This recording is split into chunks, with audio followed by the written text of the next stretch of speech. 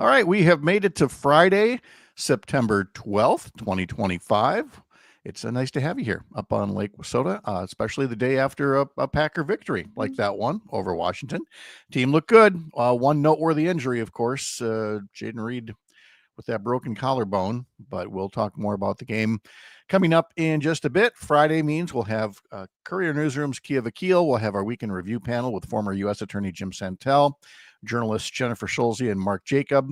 We'll have Mike Clemens wrapping up the Packer game. Dr. Kristen Lyerly, I believe, will be joining us from Madison, and we'll ask her about the latest from Robert Kennedy Jr. trying to make a link between autism and Tylenol, because that's some uncertainty every pregnant woman needs to deal with, right? From not a doctor, Robert Kennedy. Anyway, we've got plenty of other headlines to talk about as well. It all starts 5 minutes from now, 6:06 across the Civic Media Radio Network, and right here. See you in a bit. I didn't know that he broke his collarbone. Oh. Well, 7 WMDX News, I'm Savannah Tomei Olson.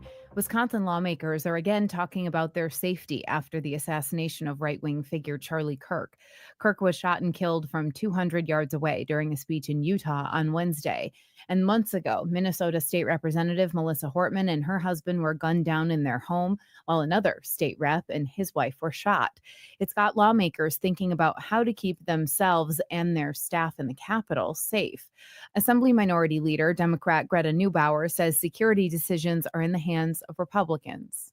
Given the recent rise in political violence, of course, this is top of mind for many of our colleagues and, of course, the staff who work in the Capitol as well, the press, the guests, the children that come through this building on Capitol visits. So it's an ongoing conversation, and we hope to continue that with our Republican colleagues who, of course, control the safety in our chambers, as well as the other entities in the Capitol.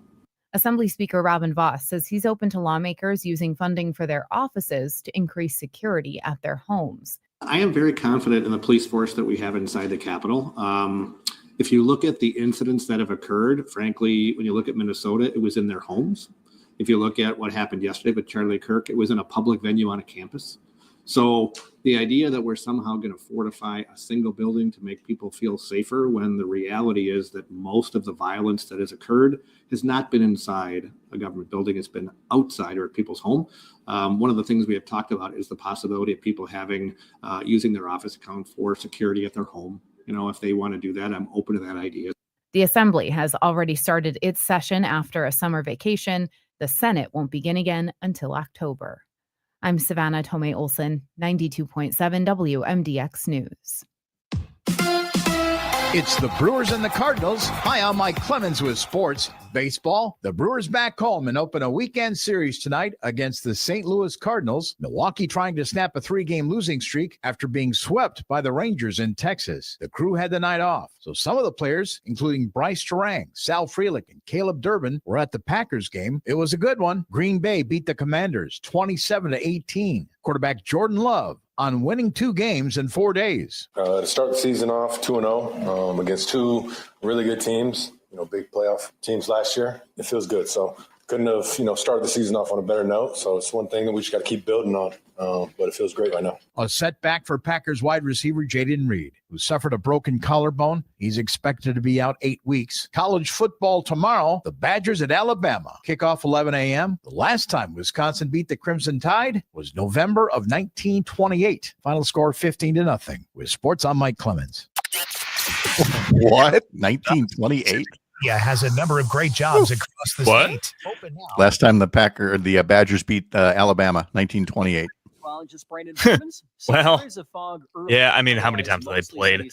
Right. That's probably. I can't believe they beat them back then even. Possible late, a mild night with a low of 62. On Saturday, partly sunny and even warmer with a high of 85. Right now, 53 degrees. Amicus, a law review with Jim Santelle. Louisiana versus Calais, Callais, could deal a death blow to the impact, the power, the capacity of the Supreme Court to decide Voting Rights Act cases. This is one of those times when the Supreme Court needs to hear from the public about the appropriate resolution of this major case that could compromise the Voting Rights Act going forward beyond Louisiana. Amicus, a law review with Jim Santelle. Saturday mornings from 9 to 11. The Maggie Dawn Show. James Santelle joining me. Donald Trump just flat out threatening Federal Reserve Governor Lisa Cook. A lot of people, apparently, Maggie, in high places in government, engaging in mortgage fraud, including Adam Schiff and Letitia James, and now Commissioner Cook as well. The Federal Reserve has created independent of politics, preventing exactly this kind of thing from happening. This is the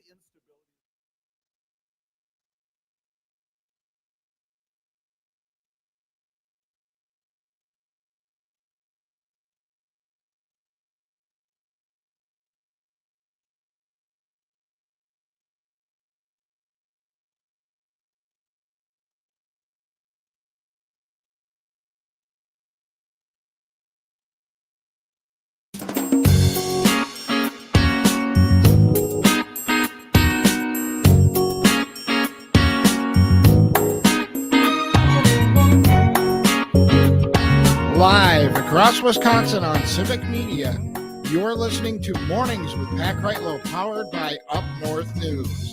Now, from our Lake Wissota studio, here is the founding editor of Up North News, Pat Kreitlow. Well, hey there, Wisconsin. Good morning. It is Friday, September 12th, 2025. It is another beautiful morning to have you here up north, live from Lake Wissota, from wherever you're listening across the Civic Media Radio Network. And if you're listening instead as a podcast or through the website or watching us on social media, that counts just as much. We love having all of you here to wrap up the work week. I got a question for you, and it's actually not about last night's Packer game. It's, would you like to go to at least one more Milwaukee Brewers game? Stick around. The key word for Free Ticket Friday is coming up in less than 15 minutes. Coming up on the program today, President Trump finally approves disaster relief for flash flood victims in southeast Wisconsin, but only after telling another lie about the 2020 election. We'll talk to Courier Newsroom's Keya Vakil at 6:22 about the ongoing effort to tone down the violent rhetoric in the wake of this week's political violence. We'll ask former U.S. Attorney Jim Santelle at 7:22 to make it make sense. The same U.S. Supreme Court that says race cannot be a consideration for college admissions says race can be an issue in deciding whether law enforcement can pull over, harass, or even detain people they only suspect of not being citizens. We'll ask journalists Mark Jacob and Jennifer Schulze at 7:35 about the coverage of the Charlie Kirk murder, especially the double standard that accompanies the sanewashing taking place about Kirk's place in American political discourse. Just after 8 a.m., we're going to ask Dr. Kristen Lyerly about not a doctor, Robert Kennedy Jr., and the misinformation he's spreading about autism and Tylenol. And Mike Clemens will help us review last night's Packers win over Washington, 27-18. A great game, but comes with at least one noteworthy injury as well. Along the way, of course, you can follow us in the comment sections on Facebook and YouTube for Up North News or for Civic Media. Put something there, a question or a comment. We may pop it up on screen and respond to it. And of course, the best way to get in touch with us is through the Civic Media app. And there, that's got a text feature. And it also has a voice note feature where you can just hit voice note and record us a little message. And again, as always, if you heard everything there and you know you're not going to get to it this morning, catch it over the weekend by subscribing to us as a podcast. Head over to Spotify. And as long as you're online at that point, you should also sign up for our Up North News newsletters. There's a daily one that our new newsletter editor, Ellie, is putting together, and then a Sunday morning one with a focus on Wisconsin politics. Ellie's newsletter today includes stories on Wisconsin breweries and beer gardens that welcome dogs. If you want to take your pup for a pint, and 9 of Wisconsin's prettiest autumn drives. It is definitely time to start thinking about where you want to go on the weekend if you get some free time and maybe you want to do a little road tripping. So again, sign up for that in our newsletter over at upnorthnewswi.com. Down to Madison we go. In Studio A2, we find Parker Olson, who, like a lot of us, stayed up a little bit past our bedtime, but by and large, it was worth it, Mr. Olson. Would you agree? Oh, I would definitely agree. It was a good cause, supporting the Packers. It always is a good cause. You have to support your Packers. This is why we're fans, Pat. Your support can sometimes get to be a little emotional, and that's why I would like to have, for everybody's benefit, a dramatic reinterpretation. If you could go back in time about 5-6 minutes or so, when you heard off air that when Jayden Reed went down with that injury in the end zone, you did not know until 5 minutes ago he broke his collarbone. No, I didn't. I was unaware. I'm still sad. This is not good. But we don't have a wide receiver. We don't have wide receiver one. We don't have so it doesn't. I don't think it matters that much for the team, but it is obviously nice. I like Jayden Reed. Jayden Reed's great, but I don't know. I was going to say the hero of the game, the surprise of the game, the breakout of the game, tight end Tucker Kraft. Okay. Holy cow! He's good. Tucker Kraft is quite possibly my favorite football player of all time. Mm-hmm. He just like kind of epitomizes what I think of football, like good football. Because when I think football, I think very Midwestern. I think like down and dirty, run the ball, tight end, big tight ends blocking, but he can catch too, which is really cool. And he's just so fun. Isn't he awesome? He is. And the thing is, and again, I'm not doing fantasy football this year. I've done it in the past. So I know that one of the difficult things is, it's one thing to have your quarterback and who's going to be your wide receiver, who's going to be your running back. Tight ends are a little tougher deal because they're a combination of players, basically. Yes. And if you get the maybe 2, maybe 3 good ones on the team, you're doing okay. But beyond that, it's tough. So anybody who has Tucker Kraft and then started him yesterday, they're happy campers because he had quite the breakout performance.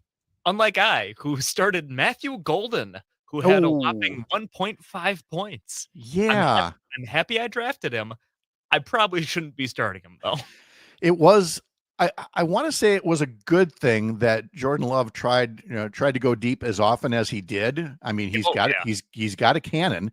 It's just that a lot of them weren't connecting, but at no point was I looking going, oh, he's off the mark or the receivers are off the mark. There was some good pass defense by Washington last night. Yeah, that's true too. Packers defense though was absolutely incredible. They haven't given up 100 yards total yet, rushing. I think it was 51 to the Lions and 46 last night to the Commanders. Mm-hmm.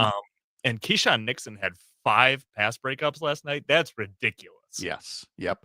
And the Commanders quarterback, Jaden Daniels, he's really good. He was surprisingly good last year, his first year as a starter. And so it actually was a pretty big deal that the pass rush kept his numbers unusually low. Mm-hmm. And so again, it all finished with a 27-18 win. We'll have more to say about it throughout the course of the morning here. But the other thing to know is that the Packers now, they will not be playing this Sunday, obviously. So get out and about if you got to do anything, because the Packers now have 9 days off before the next game. It'll be Sunday, September 21st at Cleveland, and a noon start. And you can hear it across several Civic Media radio stations. What's that? What? My uncle is a Browns fan. Oh, well, do you guys will you watch the game together? Maybe. I don't know. Okay. We'll see. All right. You've also got the Wisconsin Badgers football team in Alabama for the first time playing tomorrow. Kickoff at 11, pregame at 9 on Civic Media stations in Richland Center, Amory, Wisconsin Rapids, and Ripon. And I heard Mike Clemens saying before, it's been a long time since the Badgers beat Alabama, 1928. Well, I looked it up, and I mean, the teams have only played twice before. There was the first game in Madison, 1928. The Badgers win 15-0, and the other was in 2015 at AT&T Stadium, home of the Dallas Cowboys, when Alabama beat Wisconsin 35-17. So not a deep history between these two. Which is, you know what? That's what I want, though. That this shouldn't be a game that happens very often. Yeah, especially when the Badgers are like big time underdogs, but that could make the game that much more fun to watch and or listen to. And the Brewers were off yesterday. They will be taking on the St. Louis Cardinals. Coverage begins tonight at 6:35 on stations in Richland Center, Oshkosh, Racine, Kenosha, Park Falls, and Hayward. So what do you say we just get to that Free Ticket Friday keyword right about now? That's a good catch. We should do that. All right. So the deal on Free Ticket Friday is pretty simple. Use that Civic Media app, call up one of the stations where you hear the show, use the text feature, text us a keyword, and then do it again throughout the course of the day, different keywords on different shows. And then among all those statewide entries, one will be plucked out to win 4 great seats to a specific Brewers game. For today, the tickets are for the game next Thursday night against the Anaheim Angels. All right. So you got to be able to go to that game next Thursday night. You got to be able to get and use electronic tickets on your phone. And if that all applies to you, the keyword until 9 o'clock this morning is catch, CATCH, catch, like catch a ball. Catch is the keyword between now and 9. You can start texting that in and then listen to more keywords throughout the course of the day for your chance to win on this Free Ticket Friday. Okay, as mentioned, President Donald Trump was very full of himself yesterday, putting out word on his tiny social media account that he had graciously agreed to something like $30 million in emergency disaster relief for flash flood victims in southeast Wisconsin. That's a good thing. It provides certainty for people who have been putting off getting bids and making plans for fixing the damage because thousands of homes were affected by the flash flooding. But of course, he couldn't just leave it at that. It included a line in his tweet about, that Wisconsin, we won big there in 2016, 2020, and 2024, and I'm happy to deliver for the state of Wisconsin. You didn't win in 2020. Again, he's still putting the big lie out there. But at least the funding has been okayed. Another note that I wanted to pass along actually comes out of Brazil, where a panel of Supreme Court justices sentenced the former president, Jair Bolsonaro, to 27 years in prison Thursday after convicting him of attempting a coup to remain in office despite his 2022 electoral defeat. Bolsonaro was an army captain who became the country's first right-wing president and has always denied any wrongdoing. He can try to appeal the ruling of the 5 justices to all 11 justices. He's currently under house arrest. Bolsonaro was convicted on charges of attempting to use the military to kill his rival who defeated him in that 2022 election. That would be the current president, Luiz Inácio Lula da Silva. Bolsonaro's co-conspirators, 3 generals and an admiral, were also sentenced for their roles. So because Bolsonaro was a right-winger who would use the military for personal power, you can see where this is going with our own president who attempted a coup, right? Secretary of State Marco Rubio said the administration, quote, will respond accordingly to this witch hunt. And Trump has already applied a 50% tariff on imported Brazilian goods, which it said was in reaction to the process against Bolsonaro. So they're basically admitting that your prices are going to go up for any Brazilian goods for personal and political spite. Is this some abstract thing for Wisconsin? Not if you grow soybeans or have anything to do with a bunch of other exports, because Trump's made-up trade war with China means, as we learned yesterday from Sean O'Malley talking about your money in the markets, China has not yet placed a single order for U.S. soybeans this season. They bought billions of dollars worth last year. Where's China going for those soybeans? Yeah, Brazil. One of the 4 justices who voted to convict yesterday said Bolsonaro was the instigator, the leader of an organization that orchestrated every possible move to maintain or seize power. Don't doubt for a moment that their inspiration came from watching Trump less than 2 years earlier orchestrate and instigate an attempted coup with fake electors, undermining election credibility, trying to strong-arm state officials to falsify election results, flood the courts with meritless lawsuits, and when all that failed, summon a mob, that included Derek Van Orden, and whip it into a violent frenzy. It fell short. Bolsonaro came a little bit closer. Now, in the good old days, you could understandably say, well, the Brazil case is different in that he plotted to kill his opponent, except that Trump has now appointed Supreme Court justices who were literally asking if he could use SEAL Team 6 to kill an opponent, and they answered, sure, why not, so long as he feels it's part of his official duties. So the lesson to draw is simple. Voters can restore a democracy and defeat authoritarians, but expect resistance again. And so this time, be ready to defend our government and our democracy with real consequences for anyone who tries to plot the next coup against our nation. I'm Pat Kreitlow. You're up north.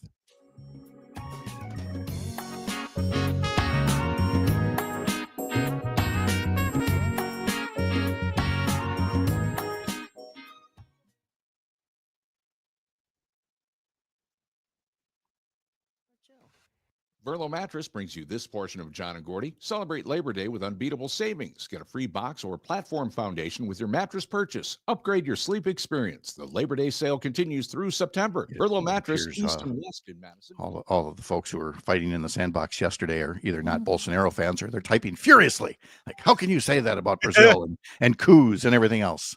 No, everyone's got a hangover from yesterday. Yeah, probably. Okay, I guess. All right, so Keya's tape is good, so that'll take the whole segment there.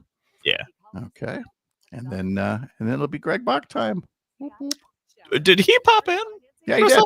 Yeah, I think he was just. I'm sure he was just testing things. Although, part of me wonders if Luke sent a note like, "I think Kreitlow might have slept in. Why don't you pop in and take a look?" Which would be funny. Does Donald Trump's big bill provide? Parker's still waking up. Yeah, I'm a little. I gotta start doing stretches. Do some yoga. There you go. You can do some yoga during the next segment. There we go.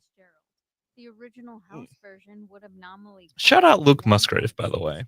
He had yes. There were a lot of people. I didn't have time to get to them all, but I figure we got 3 hours. We'll get to. I definitely got Tucker Kraft in there.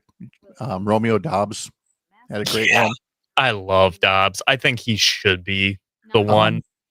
And Malik with the sideline catch. Oh my goodness.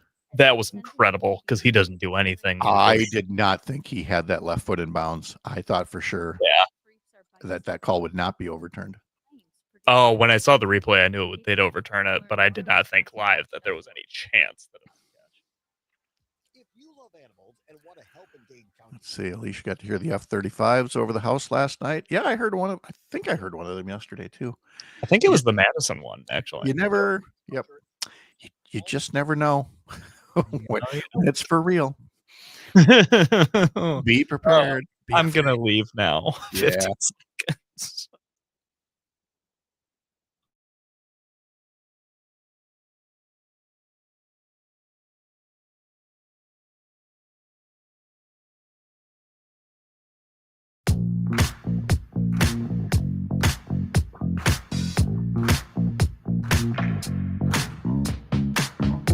.622 now on this Friday morning, and Courier Newsroom's national political editor Keya Vakil is with us now. Keya, how are you today? I'm all right, Pat. As can be expected, basically, yeah, right? My brain's in about 11 million different places, but doing all right. Yeah. For folks that don't follow regularly, Keya is, as national political editor, he sees a lot of the copy that's written and the videos that are put out by all of the various state-based outlets of Courier Newsroom. Up North News is one of them. And so not only is he seeing all of the events of the week through a state lens, but he's seen multiple versions of them. And Keya, I know one of the themes that we have talked about behind the scenes here is about toning down the rhetoric, which, yes, in Wisconsin, we've acknowledged is a little tougher because of the language of Congressman Derek Van Orden. But setting that aside, I feel like by and large, much of the nation remains unified behind the notion of don't take an already volatile situation and make it worse with politics right now. Yeah, I think if you went out and surveyed 100 people in person, you'd probably get 80-90% agreement on that. And I think the problem is like online is a different story because the social media algorithms that, have been created to just bring out the worst in people, and then amplify that to everyone, really suggest otherwise. They suggest that everyone in the whole country on the right and even some on the left are frothing at the mouth right now and are celebrating this and are jazzed and think, by celebrating this, we mean, the assassination of Charlie Kirk, obviously. And I tend to think, this is an instance where the reaction online is not at all mirrored by what most people believe, in their day-to-day life and people who aren't terminally online. But yeah, I think we've seen most elected officials, certainly every Democratic elected official I've seen has condemned this and, called for toning down the rhetoric and no political violence. I've seen a lot of Republicans do the same. Not all, we have a man in the White House who has already tried to pin this on the radical left, even though we have literally no information about who the shooter is. Regardless, assassinating someone for their political beliefs is not a thing that we want to see happen in the U.S. I didn't agree with Charlie Kirk on much of anything. Maybe not anything at all. But and I made the mistake of watching the video, and it was horrific. And it does not lead anywhere good to have these sorts of things happen to conservatives, liberals, anyone, frankly. And to have the handful of lawmakers or activists or just fringe accounts online fueling hate and division and calling for war or revenge is terrifying. Derek Van Orden, you mentioned, he's been one of the more egregious ones I've seen. And we're reporters. He clearly does not like us. He does not like Democrats. He does not like trans people. There's a whole lot of people he doesn't like, and he's tried to blame this on. And there's one person who deserves blame, and it's the person who shot Charlie Kirk. And, it's just a really sad state of affairs that this is where we are. Just like it was sad when Melissa Horton got killed in Minnesota a couple months ago, and Governor Josh Shapiro in Pennsylvania, the governor's residence was firebombed in the spring.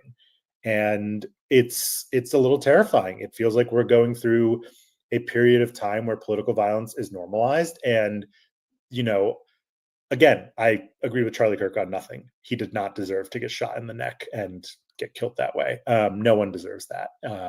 And it's just terrifying that that's where we are as a body politic right now. I'm sure I'm going to bring this up in just over an hour with our week in review panel when we talk about media coverage. But one thing I want to put out there, social media wise, and we refer to Twitter, now X, as a dumpster fire, and so much of social media can be garbage. But I have always said from the very beginning that these sites, YouTube and others, have to and must do a better job of guarding against graphic footage being shared so readily. That was my first exposure to it, was what's called the auto roll feature, so that as you're scrolling down through your feed, there's the video right there, not an option, not a warning screen or anything like that. And I hear these companies say, well, we're too big, we can't possibly do that. Well, then there's something wrong here that needs to be fixed. I know people like instant gratification on media, but our whole role as journalists, is in part gatekeeper to say this is too graphic to share, for example. And so I'm using up your time on my soapbox, but when you talked about seeing it, same here with given no option one way or the other. Yeah, and I wish I hadn't seen it. I've replayed it in my head a lot of times today. It's not the first clip of someone being killed I've seen on X, unfortunately. There's no shortage of those clips over the last several years. They're all horrifying. Every one of them feels like it chips away at our humanity a little bit. Whether it's someone I like or agree with or know or don't know, it's all horrifying. And yeah, I think these companies just in every single way are just catastrophically responsible for a lot of where we're at politically. A lot of politicians are as well, but I think the way we just treat human life with such callous disregard at this point a lot of it can be tied to social media and both what it incentivizes and then what it amplifies to people, especially in moments like this. It really, again, comes down to something that we've been talking about since the start of Courier Newsroom and Up North News, and that is looking for those trusted sources, fact-based, credible, and frankly, folks who aren't going to put that kind of stuff right in front of you. There are other ways to inform without having to use shock value, and we are very fortunate to have you amongst others as our editors to keep us on the straight and normal for that path. Keya Vakil, Courier Newsroom's national political editor. Thanks for the visit. I hope you have a good weekend. Thanks. You too, Pat. Back with today's history lesson in just a moment. You're Up North.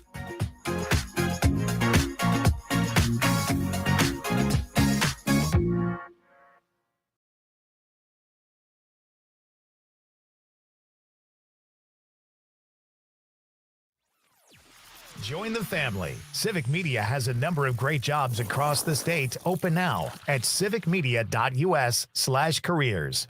You may already be seeing some holiday decorations at the store, but guess what? We're not seeing holiday impacts on the marketplace yet. I'm Keya Bianchi, starting you off before the opening bell on a finally Friday morning. Quick look at what's happening in agribusiness news. Ryan Yonkman, vice president of Everag, says right now when it comes to the dairy complex, we're missing some of those seasonal buyers, those folks that are in the marketplace buying things like cheese for cheese boxes coming up during the holidays. He said it may come, but right now it's missing.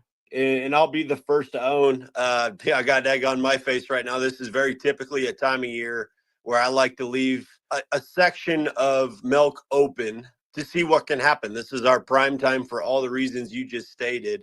And in the moment of now, to our dismay, it hasn't mattered. We've done nothing but break, which is fairly telling about the supply situation and probably more importantly, the lack of interested buyers during this demand season. Now, that said, it's early September. That window is still probably another 30 days out of all these holiday orders needing to come to fruition.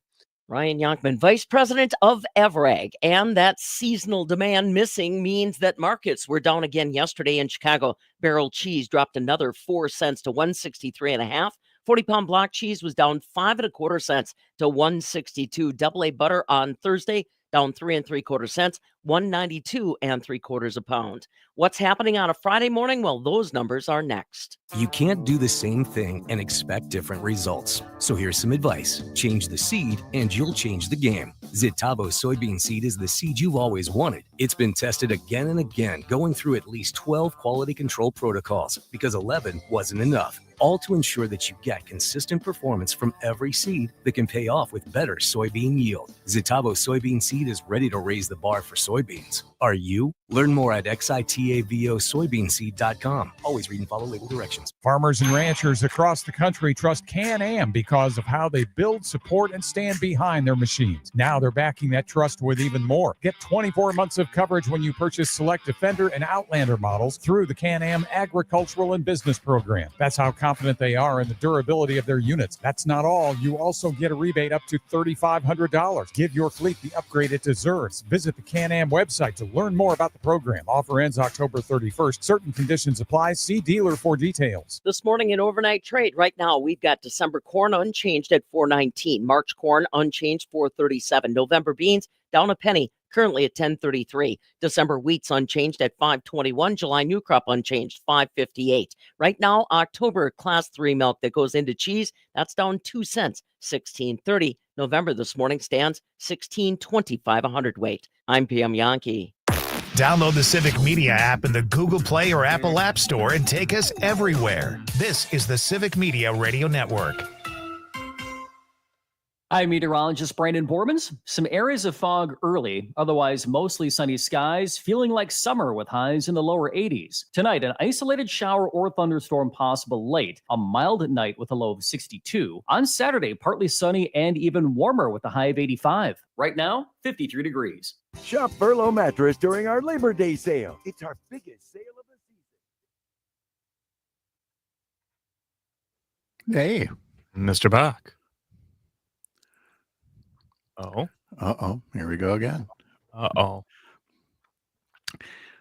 Oh, geez. You got to go from this room, and then you got to go into that room, and that knob, and that switch, and that lever. And why is there a pulley in here? My goodness, is that a steam engine behind that board? Oh, gosh, it's a very historic radio station. Calvin, run faster. The wheel isn't turning fast enough. Calvin's not here. Losing energy. All right. There we go. That's one way to get your steps in. Are you hanging around for both segments or just the one? I can hang around for both. Oh, good. Okay. Yeah, actually, that's the right answer. I just didn't want you to feel like a hostage situation. So, okay. No, I didn't even. Yeah, no. Good. Okay. Then stand by. 15 seconds. 15.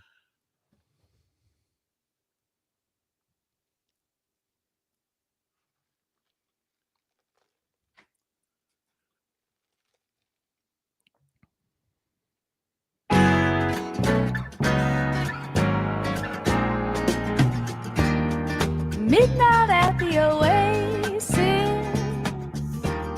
Send your camel to bed. You know, there's admittedly not a lot of female artists that fit right there on the Yacht Rock playlist, but Maria Moldauer right there with something like How Smooth is Midnight at the Oasis. Maria Moldauer has a birthday today. She turns 83 years old today. Welcome to today's history lesson on a Yacht Rock Friday, where we cannot set sail as the Kreitlow Yacht Rock pontoon does every Friday here on A Sea of Sarcasm without Greg Bach joining us as well. Mr. Bach, good morning.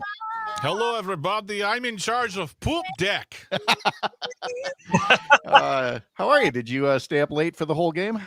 I stayed up late for none of the game. I went to bed very early because yesterday was a very long day, and then I came home and one of the I'll bring it up again. One of the things about using the CPAP now is when you do fall asleep on the couch, it's no longer like, oh God. It's like, no, I'm actually just really tired. I need to go to bed. Yes. Oh. Yes. Yeah. Well, you got to get that rest where you can. And I'm always thankful when the Packers get comfortably to a point, as they did early in the fourth quarter, where it's like, all right, this is looking good. And if they blow this, I don't want to be awake to watch it anyway. I'll just see it in the morning. So it worked out all right. Let's see. Today's history lesson includes the Constitutional Convention. This day in 1787 is when Delegate George Mason suggested adding a Bill of Rights to the Constitution, but the motion was defeated. They later became the first 10 amendments to the Constitution 4 years later. All right, yes, Mr. Bach. I was going to say, Pat, really quick, fun fact. Yes. The word amendment comes from the word amend, which means to change, which means you can change the Constitution if you wanted to. I'm just putting that out there. Fun fact, English. Yes, we really could. Well-regulated militia. Yeah, okay. So we're getting to the part of the history lesson now here in mid-September with a lot of TV premieres. And, you don't have the catchy theme song so much as you do, or did back in the olden days, like this iconic theme from a show that premiered on NBC this day in 1959.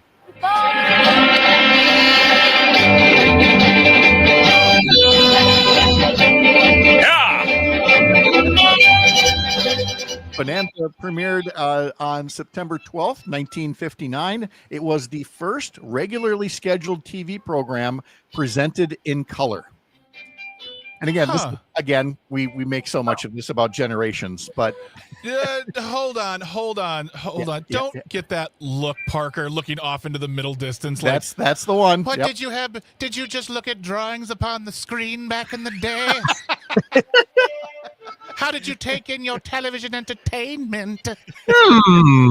They must have had to read the newspaper to be entertained. Nobody tell Parker about the days when only radio was the medium of entertainment. Yes, and then we went from black and white to color, but we see that still in, you just talked about watching Hogan's Heroes, and the first season was in black and white. The first season of Gilligan's Island was in black and white, so you can always see where the dividing line is for all these. Why the Flintstones were in black and white initially, I don't know. That one doesn't seem to make sense to me. But they ran out of pencils. Yes. Bonanza, anyway, was set in the 1860s and centered on the wealthy Cartwright family who lived in the vicinity of Virginia City, Nevada, bordering Lake Tahoe. You probably know it better as Yellowstone. They just added more sex and violence later. But it's the Duttons before the Duttons. So Bonanza is another Yellowstone prequel series. Yes, that Taylor Sheridan. I mean, knew what he was doing. You know, his 60-year-old white man around the country like, I knew it. I can't see Haas and Little Joe saying, take him to the train station. It just doesn't work that way. Another premiere. Let's move up to 1966. This was another NBC premiere and a theme everybody knows. Here we come, walking down the street. We get the funniest looks from everyone we meet. Hey, we're the monkeys. So there was the 4 actors chosen to portray a pop band based on the Beatles. Mm-hmm. While the Monkees are a fictional band, they did become very real and eventually played on their own recordings, but not in the beginning. It was studio musicians prior to that. And legendary songwriters writing for them too, including Neil Sedaka, Carole King, Neil Diamond. Yes. And fun fact, and I've mentioned this before, it was the first concert I ever went to in 1986 for the Monkees' 20th anniversary tour. Ooh. With a little-known artist, up and coming. He's kind of faded into the distance as in the past 10 years. Weird Al Yankovic. Oh, never heard of him. Yeah. Alicia puts on YouTube, and Little Joe would later go on to become Pa Ingalls. Yes. He's just really stuck in that old day. He's just cast me in anything in the 19th century. That's my sweet spot. Yep. Hey, it worked. One more premiere to talk about. Taxi premiered on ABC this day in 1978. Oh, I struck a nerve with Greg. Yeah. Yeah. Is this an "Oh, I love Taxi" or an "Oh, I feel old"? Are we going to play the theme? I didn't cue it up. No, sorry. That's fine. I believe that Taxi has the greatest theme song ever. Barney Miller's great. Oh, great. No. Oh, we had this fight last year, Greg. Oh, I'm sorry. Taxi had the worst TV theme ever. There was nothing about it that sounded like a comedy. It was like you were expecting, the cast of, some other serious drama show to come in. Now here's where Greg tells me I'm wrong. Yeah. Like The Bear or something. I don't know. Yeah. I don't know why you just can't find nuance in things and art and the fact that a New York taxi cab driver in the 70s, that was hard work, man. It was. That was hard work. And then you came to your little space and you found joy and levity, but you still had to go back into the cold world and deal with people. I think that theme song is perfect. I now have the theme song if we would like. Bring it. I would make a request. Okay, go for it. Yeah. Yes. No. Yeah. Sorry. Okay. I didn't know this video was going to be oh my God, why is it telling me that? Okay. Come on. Yeah. Technical difficulties. I love it. I don't miss this part. Yes. There we go. It's a recorder. Wait for it. Wait for the lo-fi 70s funk to kick in. Yes. Come on. I mean, this is great for on the yacht, but a 70s taxi cab, it didn't do it for me. But I like the range of opinions on this show. Less recorder, and you're good with it, Pat? Parker, mute your mic. No one wants you. No one wants to hear this. I don't need 2 against 1 right now. All right, guys. Well, you guys have fun playing this music yourself. I'm out here. Come back, Parker. We miss you already. On this day in 1962, President Kennedy delivered at Rice University the infamous "We Choose to Go to the Moon" speech. Nailed that one by 1969. Let's see. This is the anniversary of the birth of Barry White, born this day in 1944.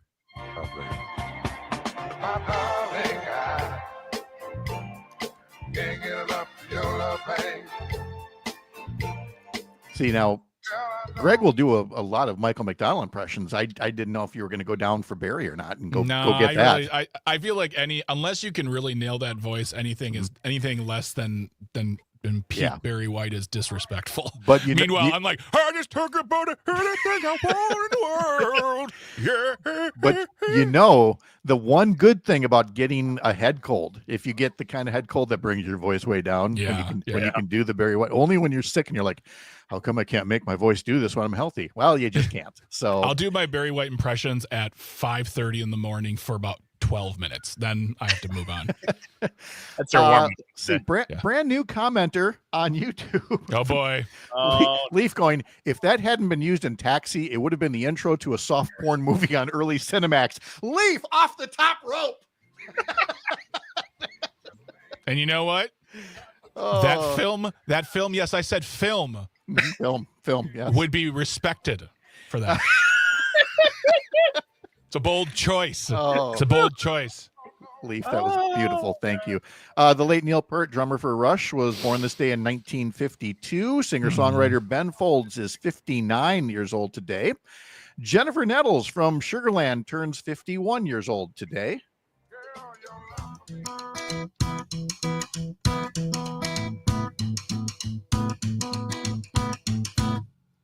I don't want to get up, baby. Let's turn off the phone. I don't want. She's got that kind of, if you took Reba McEntire and exaggerated it a little bit and like almost too much, she almost gets so far. If you made Reba McEntire stay up real late and record. Yes, exactly. Let's see. Emmy Rossum, actress, you know her from Shameless. She's 39 years old today. On this day in 1910, the country's first known female police officer, Alice Wells, was appointed by the LAPD. Again, that was this day back in 1910. Woke. Yeah. Happy birthday to Jennifer Hudson. She turns 44 years old today. Well, I don't like leaving under your spotlight. We've got Sydney Sweeney, who turns 28 years old today and has a new movie out today where she portrays a boxer. Let's see. Singer Kelsey Ballerini has a birthday today. She is 32. Forgot I had wings, forgot who I was before I ever kissed you.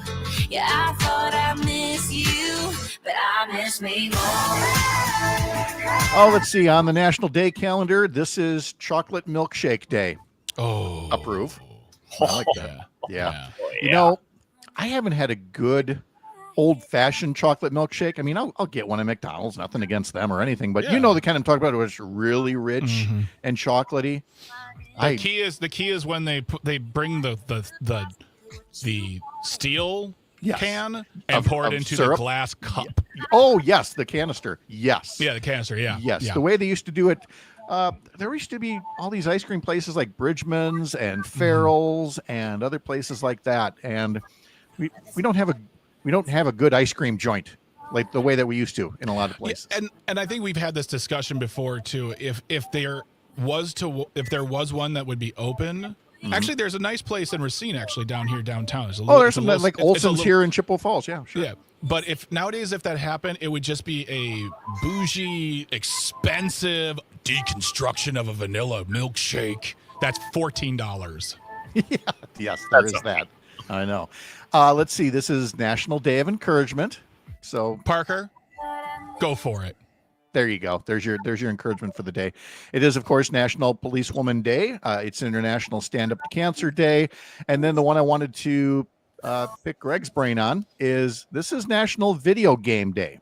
Yes. And not for any particular reason. So it really should have been yesterday when we were talking about the Atari 2600. Oh. So now we get a call back to yesterday's conversation, drag Greg into it, whether he wants to or not.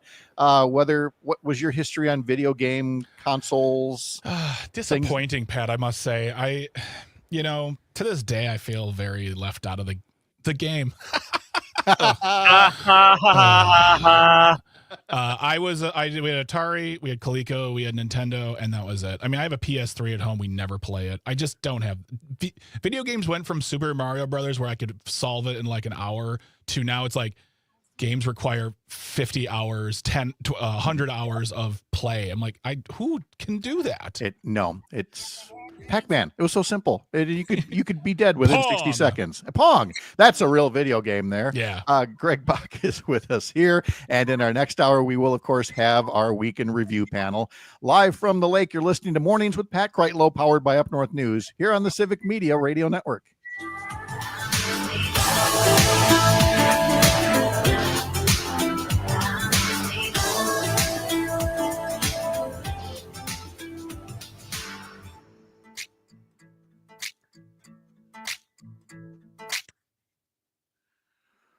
That was too quiet of an outro. Yeah, sorry, I should have boosted that a little more. That's okay. Thanks for the National Day of Encouragement, Pat. Yeah, you bet. All right. Welcome to the entertainment news portion of the show. Secret show. There it is. Yeah. Any lively commenters lately? I just loved Leafs on there. And then Leaf says, long time no here, Pat. Probably not since I left WAYY. Nice to see the show. Boy, WAYY, that was 1995. That goes back a ways. WAYY, we're the way. That's Roger saying Gunsmoke had different formats. It was a radio show originally, yes. Wow. From 52 to 61. Then it was a black and white half hour. And then it was a black and white hour. And then it was an hour in color. Oh, not Bananas, a Gunsmoke. I'm sorry. He's talking about that one. It was always, it was like, which one are you, a Bananas person or a Gunsmoke person? What's funny is, so when Todd and Jane and I went up to Northwoods this year, we went to stay at this cabin and they had Roku and you could turn on, there was a Gunsmoke channel, just 24 hours Gunsmoke. And I turned on an episode because I hadn't watched one since I was a little kid. And who was it? It was Bruce Dern was the bad guy in the episode. And then the next episode, Bruce Dern was the bad guy, a different bad guy. Oh, yeah. They had some which one was it? Starsky and Hutch. Yeah. Low budget detective show. Had different bad guys, but the bad guys always had the same car. They just recycled the car. I thought that was great. I was listening to an interview with Wendell Pierce, a wonderful actor. And he said, I was on Law and Order a lot, and you knew how you were coming up in the years because when you first went on Law and Order, you were a gangster or a criminal. Mm-hmm. Then you were the head of you were with the main bad guy, and then you were a lawyer. Then you became a judge, and then that's how you moved up in the world of that show. Well, if only it were that way in real life. Yeah, right. In some ways, it feels like it, depending on the judge. Okay, no, we got a couple of milkshake comments because a milkshake conversation brings all the boys to the yard. Yeah. Okay. Anyway. Cool. Okay. Tony asking his DVO in the comments. They're still sleeping. Oh my God, Pat. Yep. What? That boy. I know he's troubled. By the way, and I probably won't talk about it on air, but we really went back and forth on. We were going to run basically all the tweets. And we decided no, because even though Derek Van Orden's the one who should get kicked off for using obscenities, we would probably get dinged. Yep. Yeah. So, all right, let's get ready for this.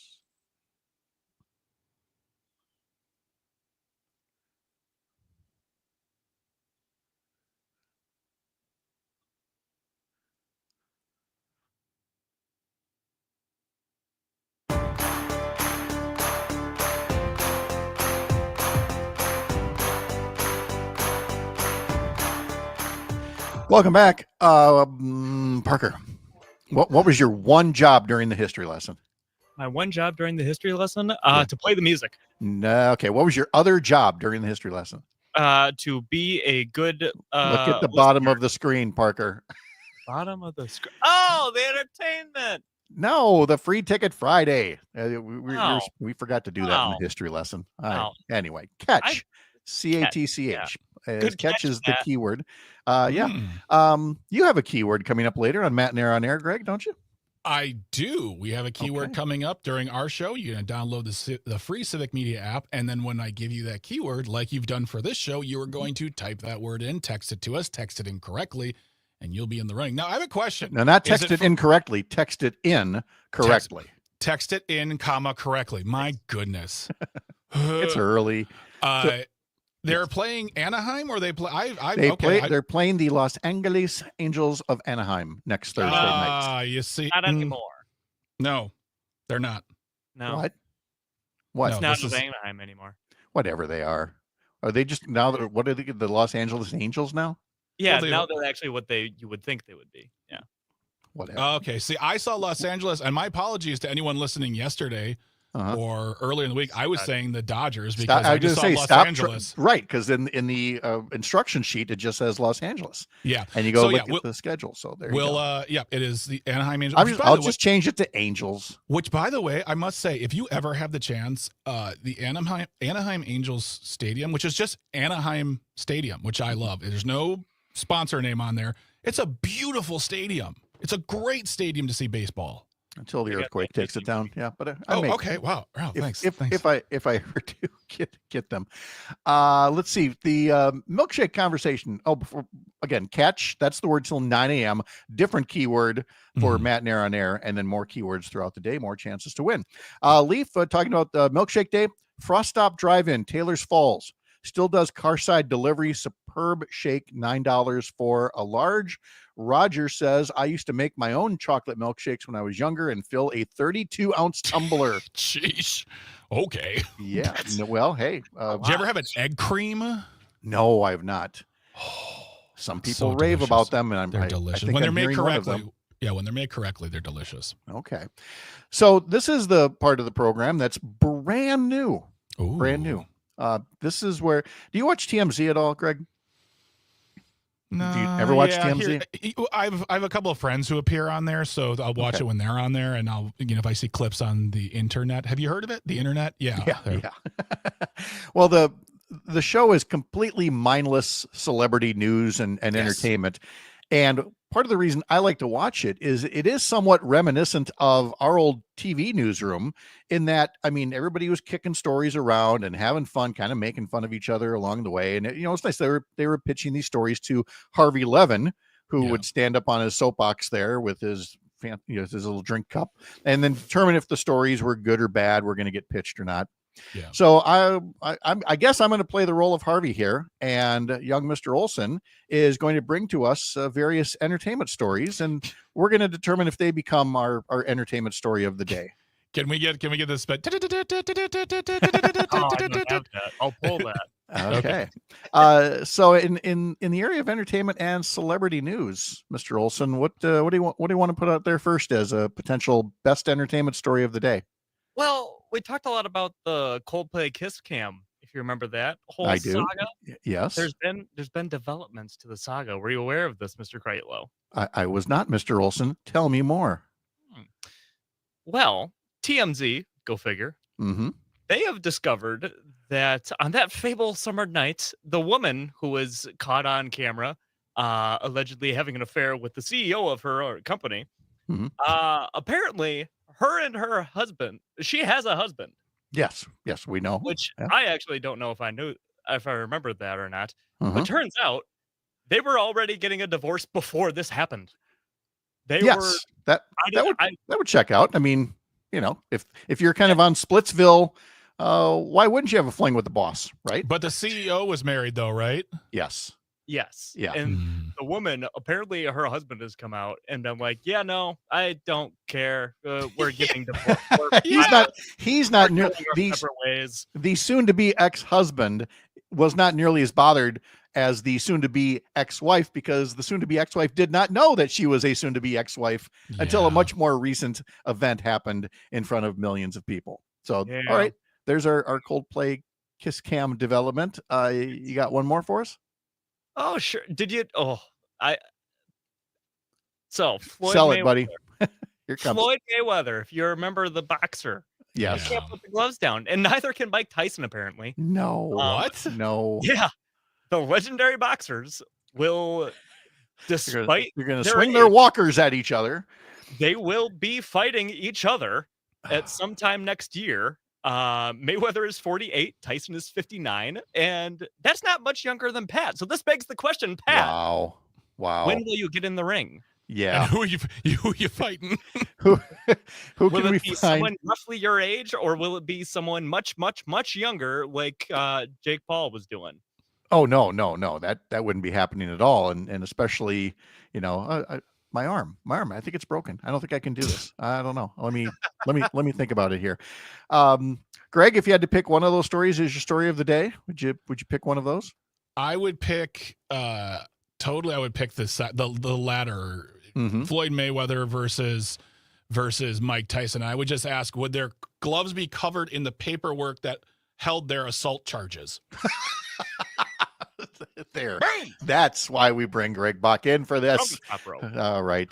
Thank you very much, Mr. Bach. One more entertainment note. Garth Brooks has added a Greg second. Brooks. Yeah, your brother. Garth Brooks has added a second Milwaukee show at the American Family Amphitheater on the Summerfest grounds. The June 17th show will now be preceded by a June 16th show. Basically, now a 2-night warm-up party for Summerfest that'll kick off June 18th and run for 3 weekends. I think I'm going. Which one? Don't care. Either one. Both. If I have the money, both. That's right. That's how it works.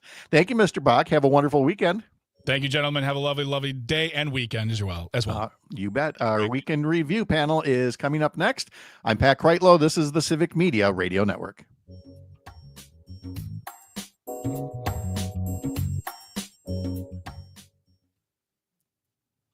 All right. Well, for a first run. Yeah. Yeah.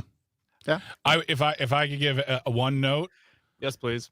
I would have 3 stories. Yes. Okay. And Parker, just get right to the delivery. Yep. Okay. Yep. Okay. And that way, like you started with this list of 6 or 7 or 6 of them, and that way, we'll run with 3, and then the other 3 will carry over, and you may or may not use them or add or subtract from there. So I think we've started the base of something. Yeah. I do think, Pat, you need a mug. In fact, it should be ridiculous. Like, and not I don't like even, Harvey's. I don't It even. should be massive. Yeah. Yeah.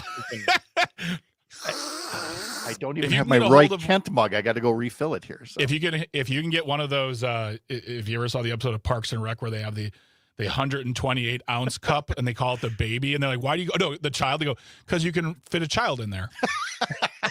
I do have an unusually large Courier Newsroom one, so I'm going to go get that when I fill my coffee here. So. All right, you gentlemen have a good day. It was good You talking too. to you, and I will see you.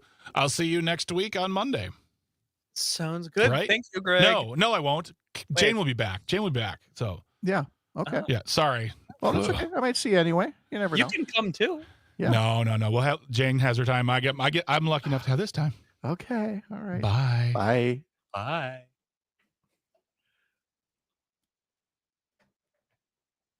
After the assassination of right-wing figure Charlie Kirk. Kirk was shot and killed from 200 yards away during a speech in Utah on Wednesday. And months ago, Minnesota State Representative Melissa Hortman and her husband were gunned down in their home, while another state rep and his wife were shot. It's got lawmakers thinking about how to keep themselves and their staff in the Capitol safe. Assembly Minority Leader, Democrat Greta Neubauer, says security decisions are in the hands of Republicans. Given the recent rise in political violence, of course, this is top of mind for many of our colleagues, and of course, the staff who work in the Capitol as well, the press, the guests, the children that come through this building on Capitol visits. So it's an ongoing conversation, and we hope to continue that with our Republican colleagues who, of course, control the safety in our chambers, as well as the other entities in the Capitol. Assembly Speaker Robin Vos says he's open to lawmakers using funding for their offices to increase security at their homes. I am very confident in the police force that we have inside the Capitol.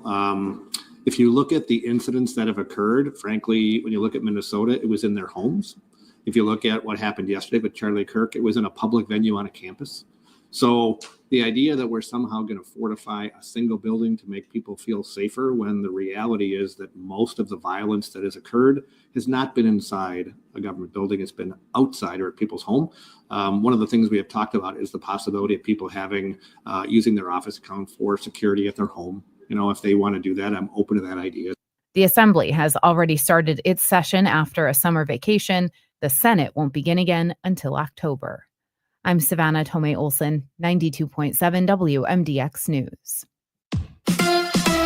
The Badgers in Bama. Hi, I'm Mike Clemens with sports. College football. The Wisconsin Badgers play the Crimson Tide for the first time ever in Alabama. Tomorrow morning, they kick off in Tuscaloosa, 11 a.m. Last year, the Badgers lost at home to Bama, 42-10. Wisconsin head coach Luke Fickell. Well, this is one of those ones that I know guys, had circled for many reasons, right? Obviously, the way things went last year, but also for the idea of look, there's nothing more that you want to do. Hey Jim, really quickly here. Yes. It appears that Pat's internet went out. Okay. Usually he fixes it pretty quickly. So I'm not expecting it to be an issue. But if he's not back by the time we're back on air, is it okay if I pull you up? Never mind. We can. All right. Very good. We can do whatever we need to do to make certain that the American population is informed and educated and animated. Right. This is why I like this guy. Wow. There's something for a coffee mug, right? Where'd you guys go? Where'd you go? I don't know. I came back to my computer and I got this error message on it. I'm like, okay, great. That's not what I wanted, but lots of things in error status these days, are they not? It's been a week. It really has yeah. been. Right. Okay, well, we're good. Thanks for being on standby there. Appreciate it. Absolutely. Right. All right. Good. Where are we? All right, 90 seconds till we come back. I'll see you in a bit. All right.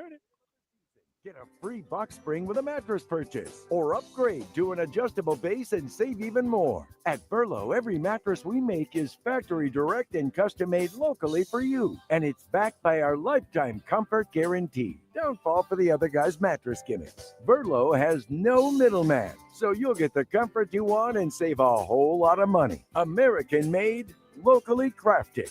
Burlow. Where working people come to talk. It's the Rick Smith Show, weeknights at 9 on the Civic Media Radio Network. Join me for an honest approach to the issues American working families care about. No talking points, no focus groups. Get ready for a heavy dose of democracy, fairness, grit, and no apologies. It's current affairs from a working class labor perspective. 25 seconds.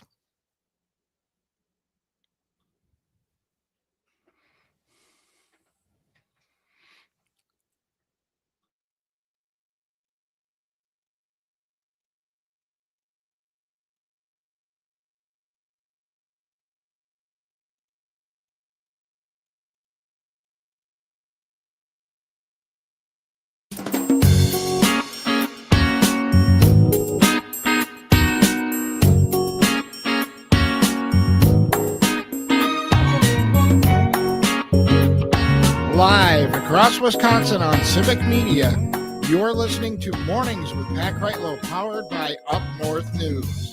Now, from our Lake Wissota studio, here is the founding editor of Up North News, Pat Kreitlow. 7:06 now. Nice to have you back up north on this Friday morning. It is September 12th, and our week in review panel will be coming up in just a bit. Former U.S. Attorney Jim Santelle will be here. Journalists Mark Jacob and Jennifer Schulze will be joining us as well.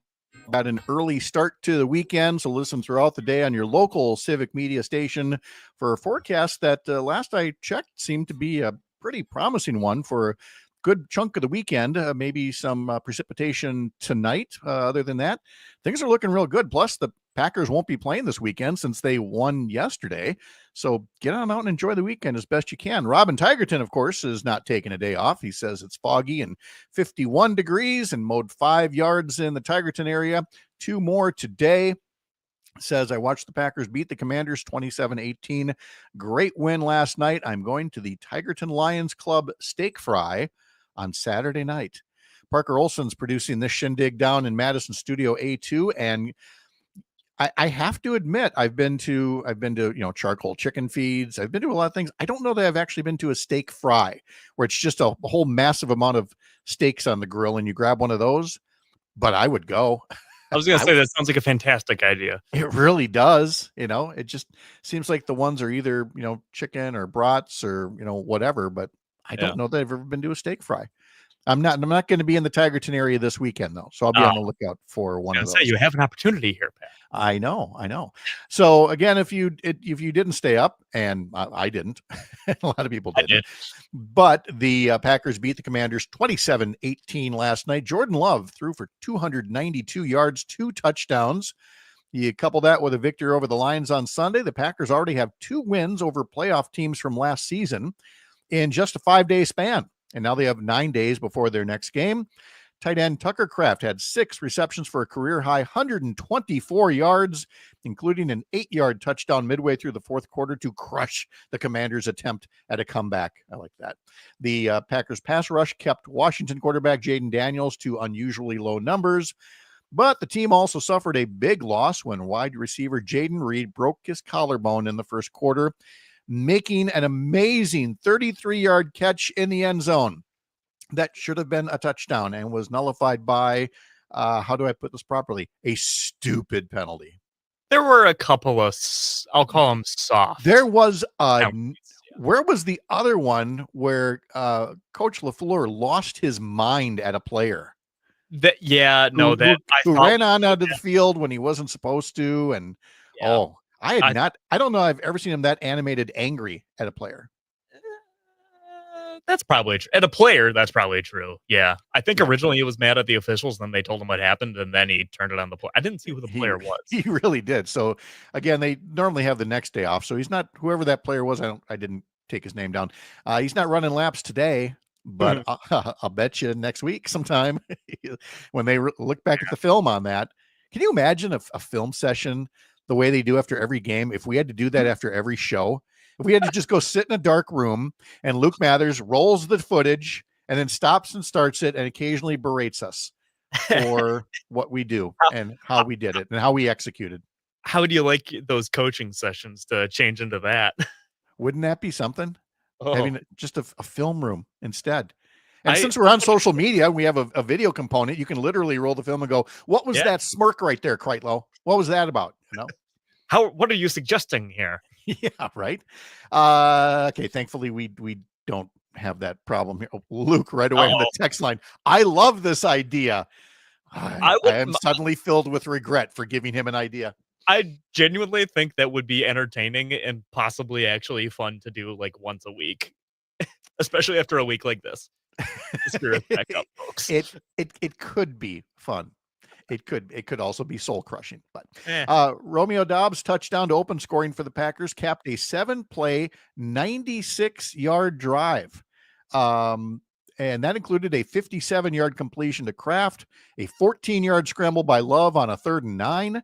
Josh Jacobs made it 14-0 with a 2-yard touchdown run to finish a 10-play, 92-yard march. Jacobs finished with 84 yards on 23 carries. And so now the Packers are off for 9 days. Their next game is Sunday, September 21st, a noon game against Cleveland, and you'll be able to hear that on several stations across the Civic Media Radio Network. Meanwhile, the Badger football team is in Alabama for the very first time playing the Crimson Tide on their home turf. The pregame begins at 9 o'clock on several Civic Media stations. And the Milwaukee Brewers are back in action after a day off. They are home against the St. Louis Cardinals. Coverage begins this evening at 6:35 on some of the stations of the Civic Media Radio Network. But apart from the series this weekend against the Cardinals, there will then be a series of games next week against some team whose name apparently is still in doubt by the elderly host of this program, who grew up with them being called the California Angels. And then they insisted on becoming the Los Angeles Angels of Anaheim. And then they were the Anaheim Angels. And now apparently, are they just the Los Angeles Angels now? Is that the way this works? They are works? just Los Angeles Angels now. I'm not sure that you've got that in the right order, but I do think that those are all true names that they have had. Those are all true names, and I think I might have that in the right order. But anyway, the reason I bring that up is the Brewers play, again, the Cardinals this weekend, the Angels, whatever the heck they are, next week, Tuesday, Wednesday, Thursday. Those are all night games, by the way, Tuesday, Wednesday, Thursday. And you have a chance to go to the Thursday night one on us, on Civic Media, and get 4 great seats to do that because it's Free Ticket Friday. Normally we'd put some big intro in there, but I never did. There we go. And that's why we want you to get your phone out, get to your Civic Media app, call up one of the stations where you can hear this show and many other fine programs. Use the text feature and text us between now and 9 a.m., the end of the show. Text us the keyword catch.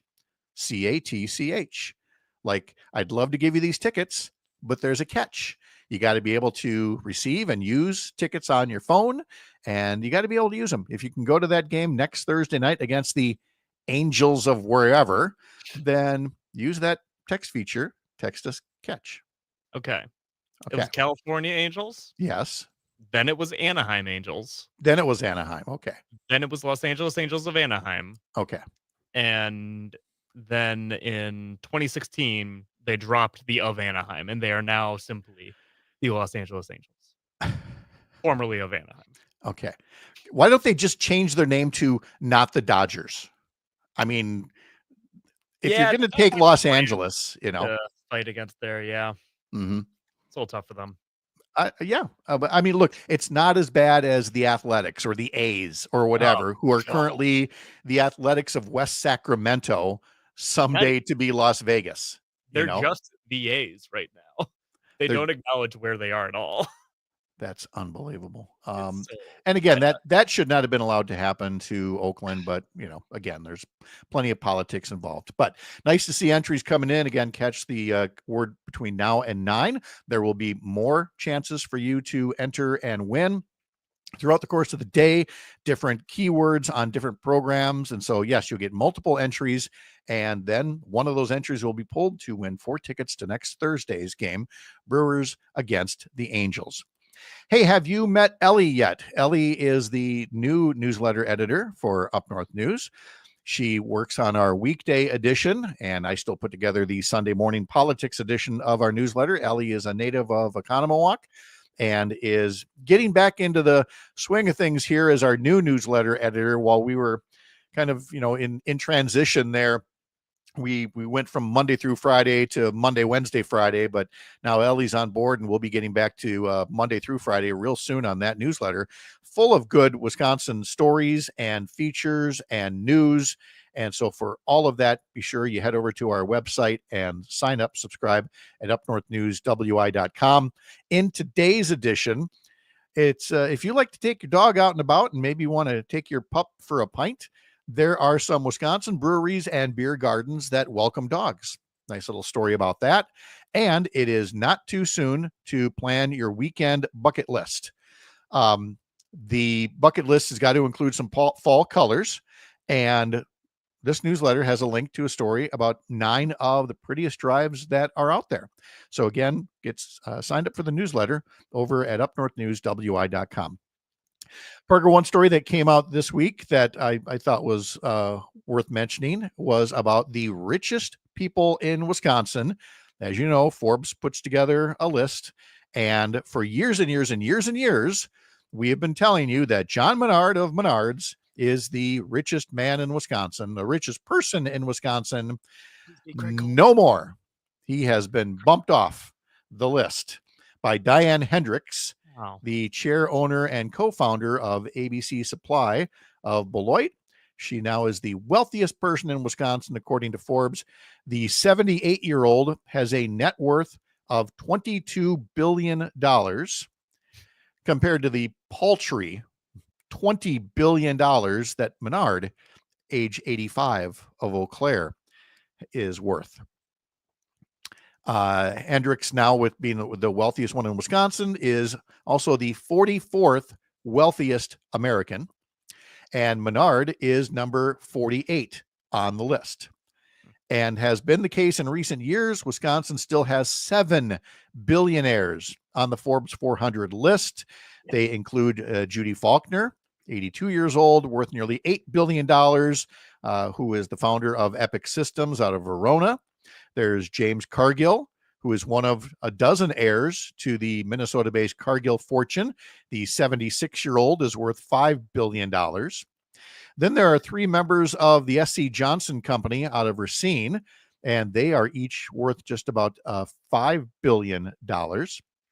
Let's see, there's also some folks with some Wisconsin ties, including Tennessee resident Jimmy Haslam, co-owner of the Milwaukee Bucks, who has a net worth of about $8 billion. Ron Wanek, the founder and chair of Ashley Furniture out of Arcadia, has a net worth of $6 billion.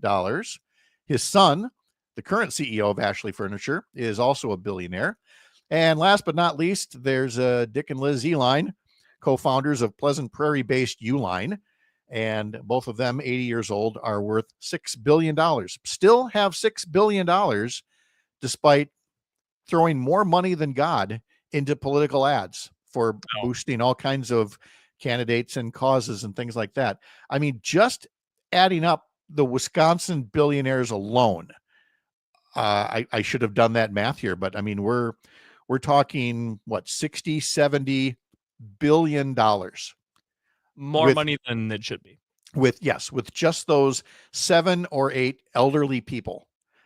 And so when people want to look at, somebody down the road who's maybe getting, some Medicaid benefits, or, somebody who maybe is getting a break on their college tuition and saying, that's the problem. That's where my money is going.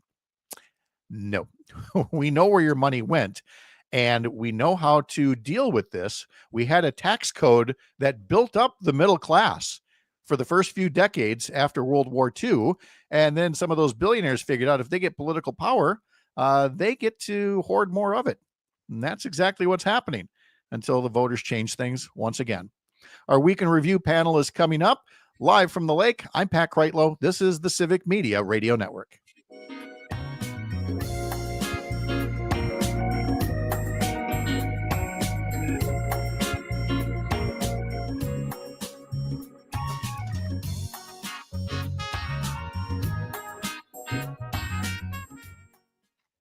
And a very excellent point by Tony. Where are all the radio personalities on that list? Didn't you get into radio for the money? Oh, yeah. Yeah. In much the same way that Mark and Jennifer went into, journalism. And, yeah, right. It was for the hours. It was for the hour. We can't get enough and of the hours. prestige. The prestige. Yes. They Loved by all. Like in Florida where they say we'll pay you in sunshine. It's here. We pay you in laughs because you're going to laugh when you see your paycheck. And that's really about it. So, let's see here. We got from Jim, practical remedies to gun violence. Okay. And last opportunity to make that happen 417 days from today. Is that the next election? It is. Right. Exactly. Okay. Hey, a heads up that Trump just said on Fox and Friends that he thinks they have a suspect in the Kirk thing. Okay. Cue the Jennifer Lawrence meme. Oh, yeah, right, sure. Well, in his typical terrible way, he said that he's subject to being corrected, but based on what I'm hearing, he just always what wants an to be that guy. irresponsible sot. Yes. Absolutely. The President of the United States of America does not have confirmation from law enforcement we can get. And he goes on the line, Mark, and says, I'm hearing this. That is irresponsibility at the highest level. Again, I don't need to tell you that. It's total sloppy idiocy. Yep.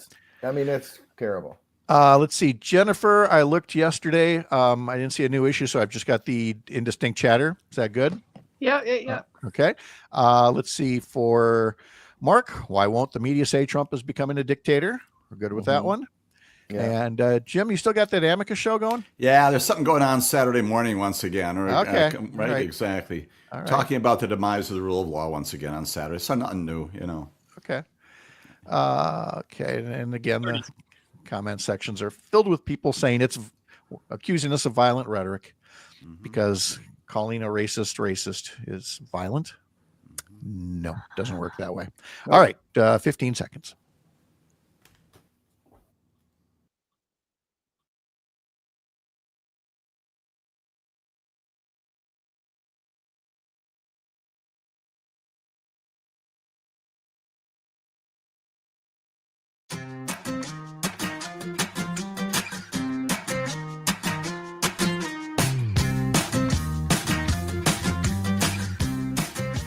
Free Ticket Friday is back. Your chance to catch the Brewers versus the Angels of wherever they're from next Thursday. Use the Civic Media app to text us the word catch, CATCH, between now and 9 a.m. There will be more keywords throughout the day, more chances to win. One drawing statewide will be plucked at the end of the day to get 4 tickets to next Thursday's game. I mentioned that the weather's going to be nice. Get out and about. In the newsletter, we talked about some of the fall colors drives. If you don't want to wait till then, We talked yesterday about like Lake Geneva Taco Fest is going on. The Fall Festival in Eau Claire is taking place this weekend. There's the Vernon County Fair. The last county fair of the season is going on in Viroqua this weekend, and so much more. So get out and about and then take us with you along the way. And that includes as a podcast. Go to Spotify and you can follow this show. There's always a weekend edition that kind of wraps up some of the best segments of the week. One of our favorite segments of the week starts right now. Former U.S. Attorney Jim Santelle is here, along with journalists Jennifer Schulze and Mark Jacob. Good morning, all. Good morning. Good morning. Good to have you all here. Let me, before I never want to forget to tell people to go get your newsletters, listen to your programs. From Mark Jacob at stopthepresses.news. The new edition is Why Won't the Media Say Trump is Becoming a Dictator? For Jennifer, look up News Jennifer and get her newsletter Indistinct Chatter on Substack. And Jim Santelle has Amicus, a law review here on the Civic Media Radio Network Saturday mornings coming up at 9 a.m. And Jim, I'm going to start with you just because, again, there's so many directions that we could go in, but one I just wanted to get to get some clarity on, and then maybe Mark and Jennifer want to react. In what world is the Supreme Court able to say, well, race shouldn't be a consideration for things like college admissions, but race can now be a consideration? You can engage in racial profiling if deciding whether to arrest or detain or harass someone just because you think they might not be a citizen. Can you make that make sense? The answer to your question is it's not a world that I have known. It's not a world in which the United States has been in for decades, if not beyond that. A district judge, here's her name, Mame Frimpong. Mame Frimpong. She is my hero this week, and she's been a hero for a while because she is the one who told us once again, told the president, told law enforcement that the standard for arresting people on the street, for detaining them, is what? It's reasonable suspicion. Got to have some reason to believe that this person is engaging in criminal activity, is violating the law. And she goes on to say in a very compelling order that simply rearticulates what law enforcement has done in America for decades, if not beyond, that you can't do things based upon simply the color of one's skin, the things you're wearing, where you happen to be working, where you happen to be standing, how you look, how you speak.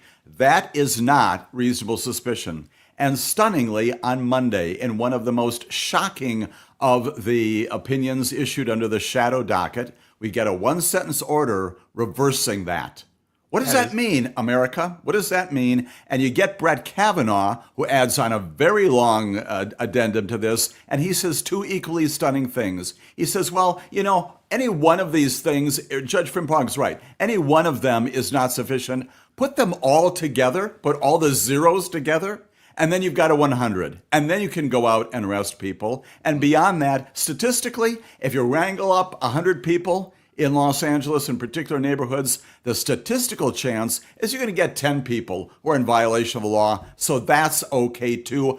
Our Solicitor General says the same thing to the United States Supreme Court.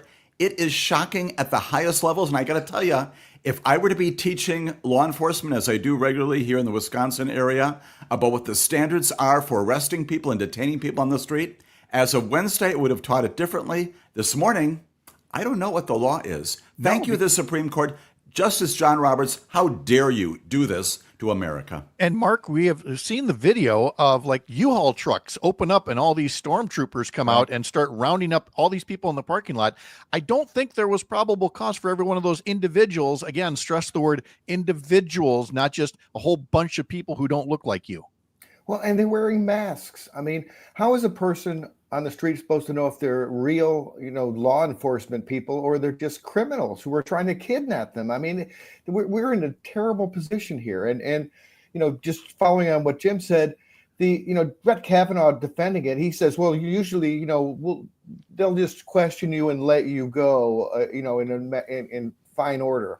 Yeah, if you look like Brett Kavanaugh, they will. I mean, this is clearly racist. It's the definition of racial profiling, and they're doing it. I mean, it's a terror campaign against people who don't look white. That's what it is. Yeah. And again, Jim has talked about the shadow docket a lot, Jennifer, but in reporting it, it certainly seems that it behooves reporters as well to take note that these issues are coming, or these rulings are being issued without any kind of legal background. It's just simply like a one sentence order, much the same way that Trump puts out, tariff decisions. There is some really good coverage about that. I'm afraid we are in a moment where there's so much going on and the journalism world has been decimated that I don't know how much of it actually breaks through, right? I mean, NBC News has some really good folks that are covering this. Some of the Substackers or Dahlia Lithwick on Slate, they're talking about the shadow docket with some regularity. But I mean, on a scale of 1 to 1,000,000, with everything that's happening, it's way down at the bottom. I also want to say about Brett Kavanaugh, has he not watched television or been on social media for the last couple of months and seen what's actually happening, the reality of these stops? It is the opposite of what he describes in his order. Yeah. And again, it is, when they say justice is blind, justice should at least have a TV set and get some kind of a feel for what is going on here. Or his clerk should. Yes. Yeah. We're going to explore this more with Jennifer Schulze, Mark Jacob, former U.S. Attorney Jim Santelle, all coming up in just a bit as we continue our week in review panel for this Friday. We will, of course, get into coverage of the Charlie Kirk murder as well. And another reminder for Free Ticket Friday, the keyword before 9 a.m. is catch. From the heart of America's up north, live from Lake Wissota, thanks for making this the place to spend part of your mornings. I'm Pat Kreitlow. This is the Civic Media Radio Network. We're back after the Midwest Farm Report next.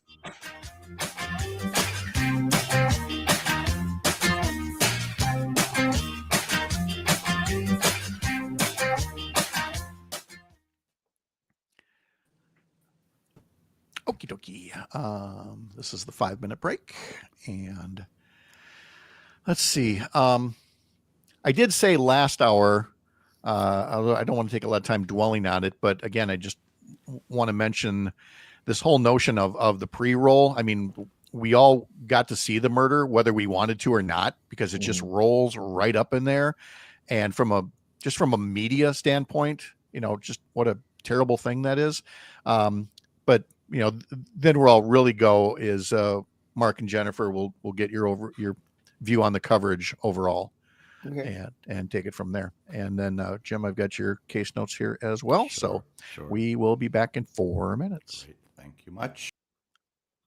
Can-Am because of how they build, support, and stand behind their machines. Now they're backing that trust with even more. Get 24 months of coverage when you purchase select Defender and Outlander models through the Can-Am Agricultural and Business Program. That's how confident they are in the durability of their units. That's not all. You also get a rebate up to $3,500. Give your fleet the upgrade it deserves. Visit the Can-Am website to learn more about the program. Offer ends October 31st. Certain conditions apply. See dealer for details. The increases being proposed by the Wisconsin Department of Ag, Trade, and Consumer Protection range from 83% to more than 1,600% increase on fees charged of livestock markets, livestock dealers, and livestock truckers.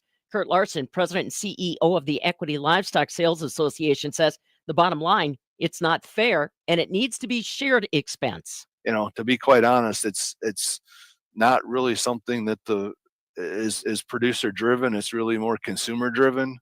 And that's where a lot of the neighboring states have said, hey, this needs to be funded by more than just the producer side, that we need to put some shared funding into this thing to make sure it's successful and we can cover all the work that needs to be done, because it's a big bill to put all on the shoulders of the producers. Kurt Larson, president, CEO of the Equity Livestock Sales Association. There are 2 additional hearings on this subject coming up next week. They're being held face-to-face and virtual. Larson says it's critically important that all Wisconsin livestock operators and those that serve the industry chime in on these proposed fee increases. As the weather changes, it can start to impact feed quality. Don't let your cows become the victims of the ration roller coaster. Adding Generator Elite to your herd's ration can introduce beneficial microbials that support gut health and help the herd navigate the highs and lows of feed quality, all while using less than an ounce per day per cow. Learn more about Generator Elite at bio-vet.com. Innovation, that's BioVet. By the way, that story with Kurt Larson from the Equity Livestock Sales Cooperative is one of our top 5 that you tapped into at MidwestFarmReport.com. Circle back and check out the rest on our playlist. That's a look at food news on a Friday. I'm Pam Yankee. Download the Civic Media app in the Google Play or Apple App Store and take us everywhere. This is the Civic Media Radio Network. I'm meteorologist Brandon Bormans. Some areas of fog early, otherwise mostly sunny skies, feeling like summer with highs in the lower 80s. Tonight, an isolated shower or thunderstorm possible late, a mild night with a low of 62. On Saturday, partly sunny and even warmer with a high of 85. Currently, it's 55 degrees. When it comes to vaping, the truth can get clouded. So let's make it clear. Vaping is not safe for youth. Because vaping can put microscopic particles into your lungs. And dangerous things like metals into your body. And nicotine, which can harm a person's brain development through their mid-20s. With appealing flavors, high nicotine levels, and lots of promotion on social media. Many kids think vaping is harmless, but it's not. So talk to your kids about the risks of vaping. Because when you talk, they hear you. Learn more at underagedrinking.samhsa.gov.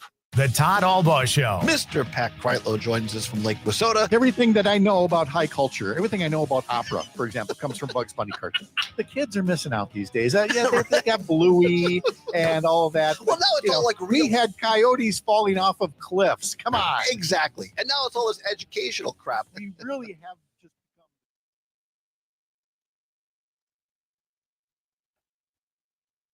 Back in 20 seconds.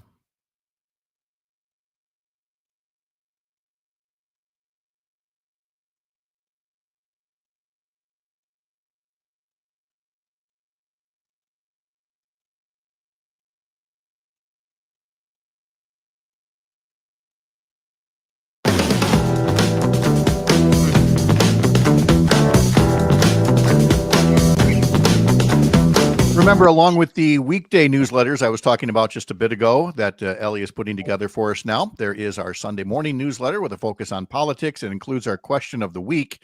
And with everything else that's been happening this week, we don't want to lose sight of what was happening before then. And that included a president who was flip-flopping on the Epstein files and once again delaying justice for the victims. What caused the flip-flop? We give you some multiple choice options. And if you want to be the first to see that, then sign up for our newsletter over at upnorthnewswi.com. Back with our week in review panel, former U.S. Attorney Jim Santelle, journalist Mark Jacob, and Jennifer Schulze. And Jennifer, let me go to you on this first about the Charlie Kirk murder.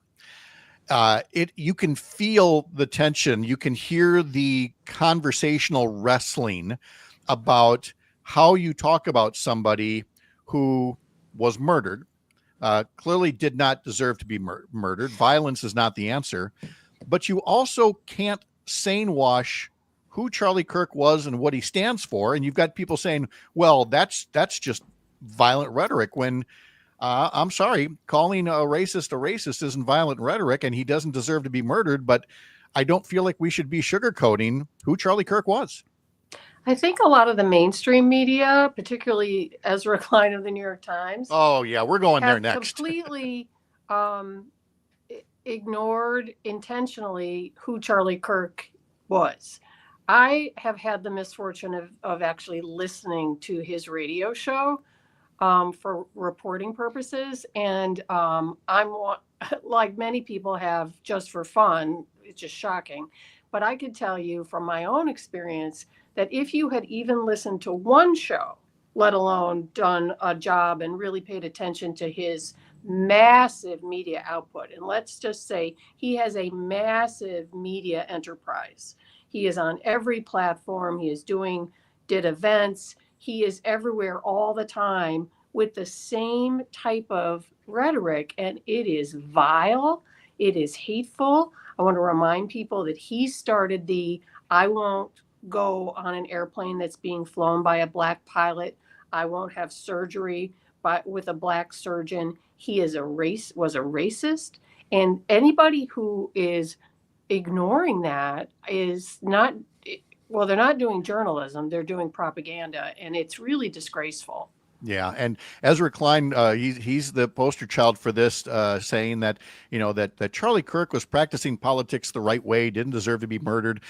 Mark Harris had a great response to Ezra Klein, saying, "You can write this only if, by virtue of your income, identity, or both, you are utterly removed from the consequences of politics.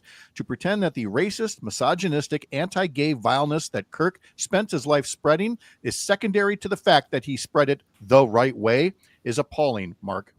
Yeah, it was. I didn't. I was floored by that headline, and I think that the problem, just following on Jennifer, I feel like the problem is that they will say, well, Charlie Kirk had controversial views, or his views didn't, not everyone accepted his views, or they won't get specific. I mean, he said just this month, Islam is a sword the left is using to slit the throat of America.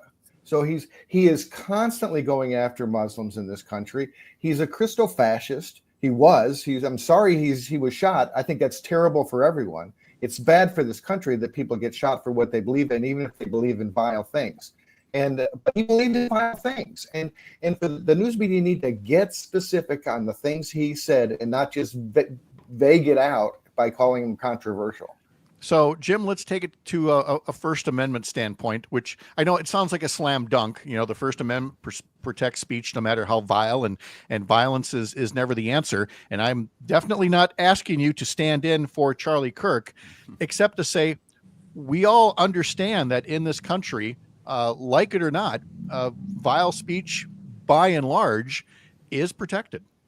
Supreme Court and other courts have always said that we will let you say uninformed, offensive, even just violative of our basic norms. We'll say that out loud because that's how important the First Amendment is. There is a line.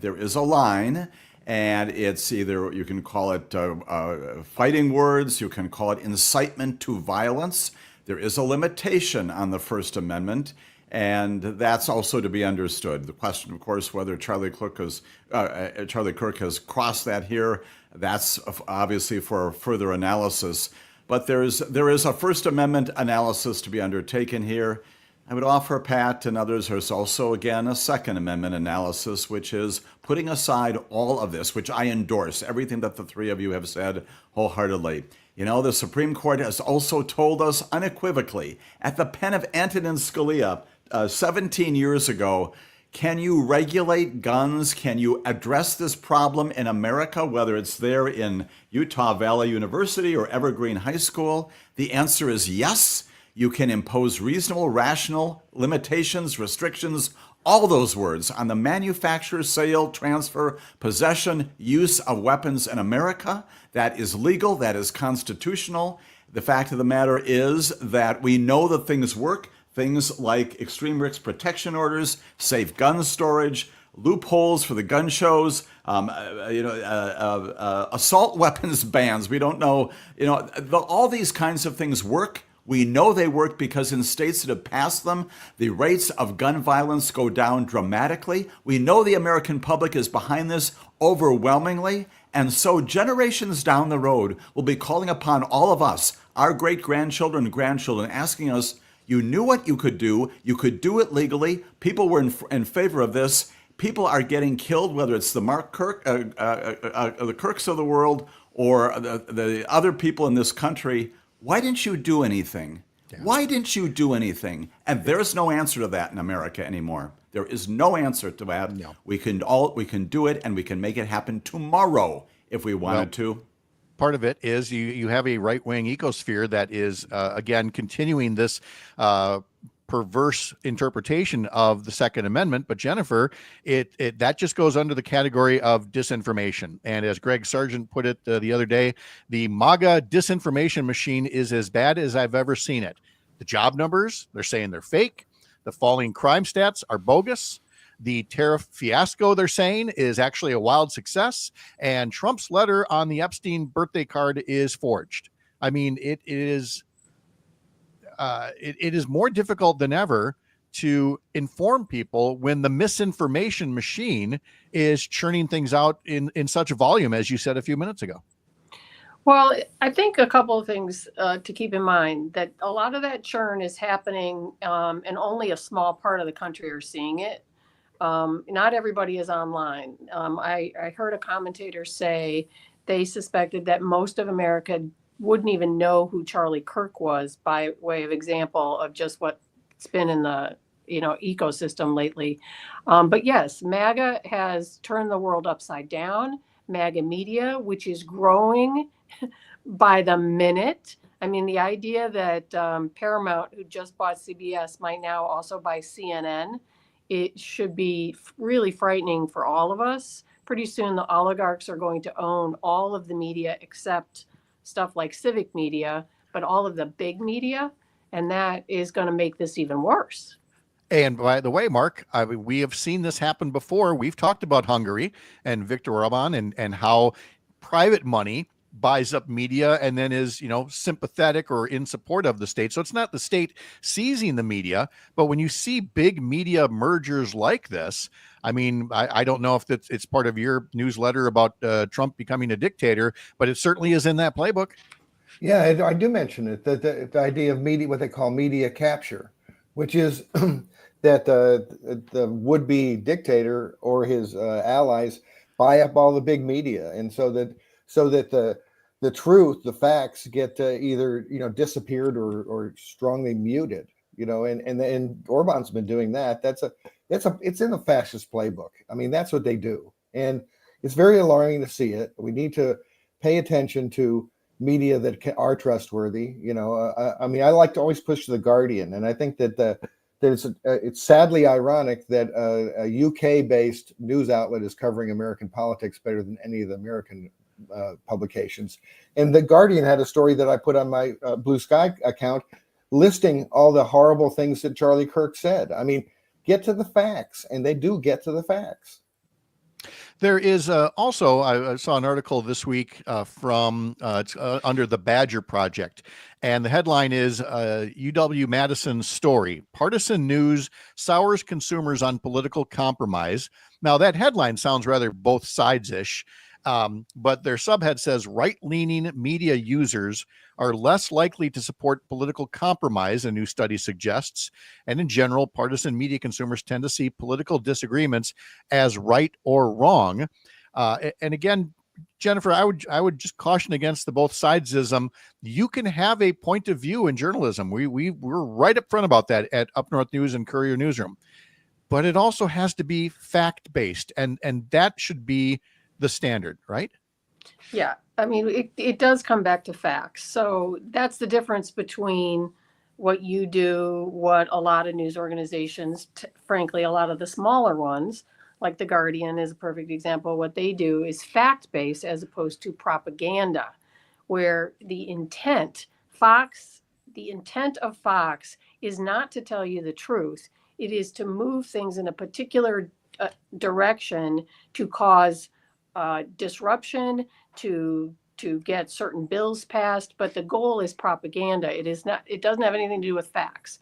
And separating those out and understanding the difference between them, it's really hard for people. I mean, Fox is the most watched cable news, and I hate to use news when I describe them, but they are the most watched in the country, and by a lot. A lot of people, 5 million people watched Jesse Waters the other night say that Democrats were the villains in the Charlie Kirk murder and should be attacked. And people should come after them basically with pitchforks. I mean, a lot of people are getting the propaganda. Fewer people are getting the facts. Yeah. Former U.S. Attorney Jim Santelle, let's just in the last couple of minutes of this segment hit on another decision that came out where essentially it was Chief Justice John Roberts alone who allowed President Trump to continue to block foreign aid. I mean, between the Supreme Court and this Congress, how much unilateral power they're giving to the chief executive is, I mean, concerning, alarming, pick your word. Absolutely. And once again, we go back to this notion that the Supreme Court should be resolving these matters based upon briefs and based upon argument, and should be telling us the reasons for doing what it is doing. If these were insignificant, small things around the edges, they're major policy decisions.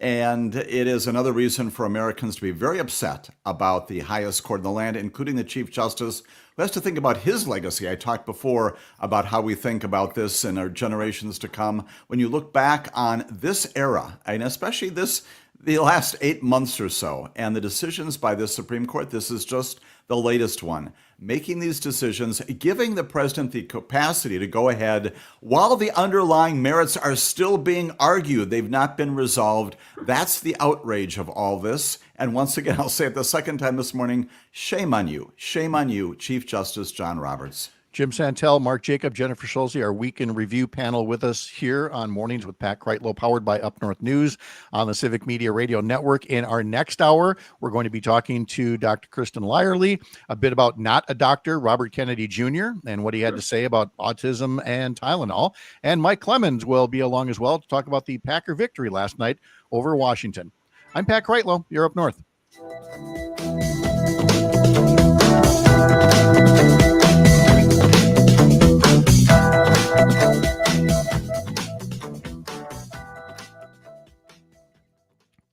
Get an interesting point raised here by Tony up in Ashland saying Fox may be the most watched news, but that mode of communication is not where most people get their news.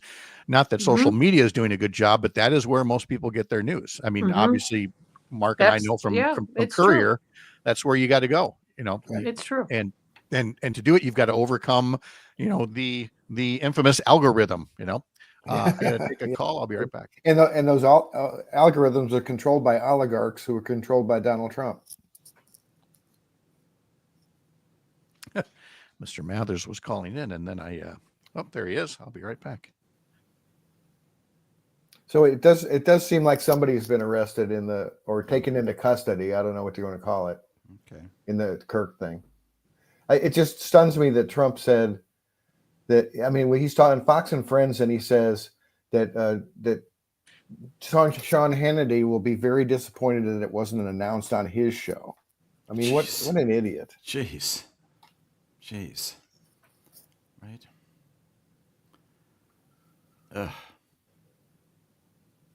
And internal, you've got to believe, and I know that the legitimate law enforcement there in Utah, other places, melting down. I mean, those are the things you announce when you're ready to do so. Right. This fellow being out there right now, he is a danger to the community.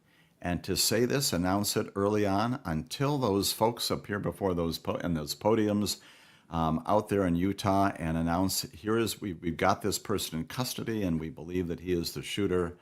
Until you do that, it is dangerous. It is downright dangerous.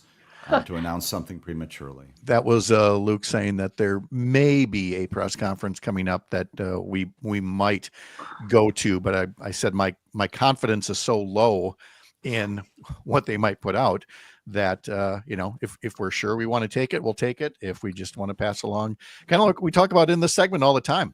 I don't want to put somebody up. So live here's NBC News. They say a family member saw the photos of this particular person and turned him in, and he has been arrested. Mm-hmm. He's in his early 20s and is from Utah. That's what they're reporting, and they're a credible source. Now, whether it's the actual person, but they have arrested somebody. Okay. All right. A sloppy way for it to come out, though. Absolutely. Well, that is Trump's Justice Department. It's all right. Well, we'll start with a little bit of that, and then we'll get into kind of some final words here. So that'll get going in 30 seconds.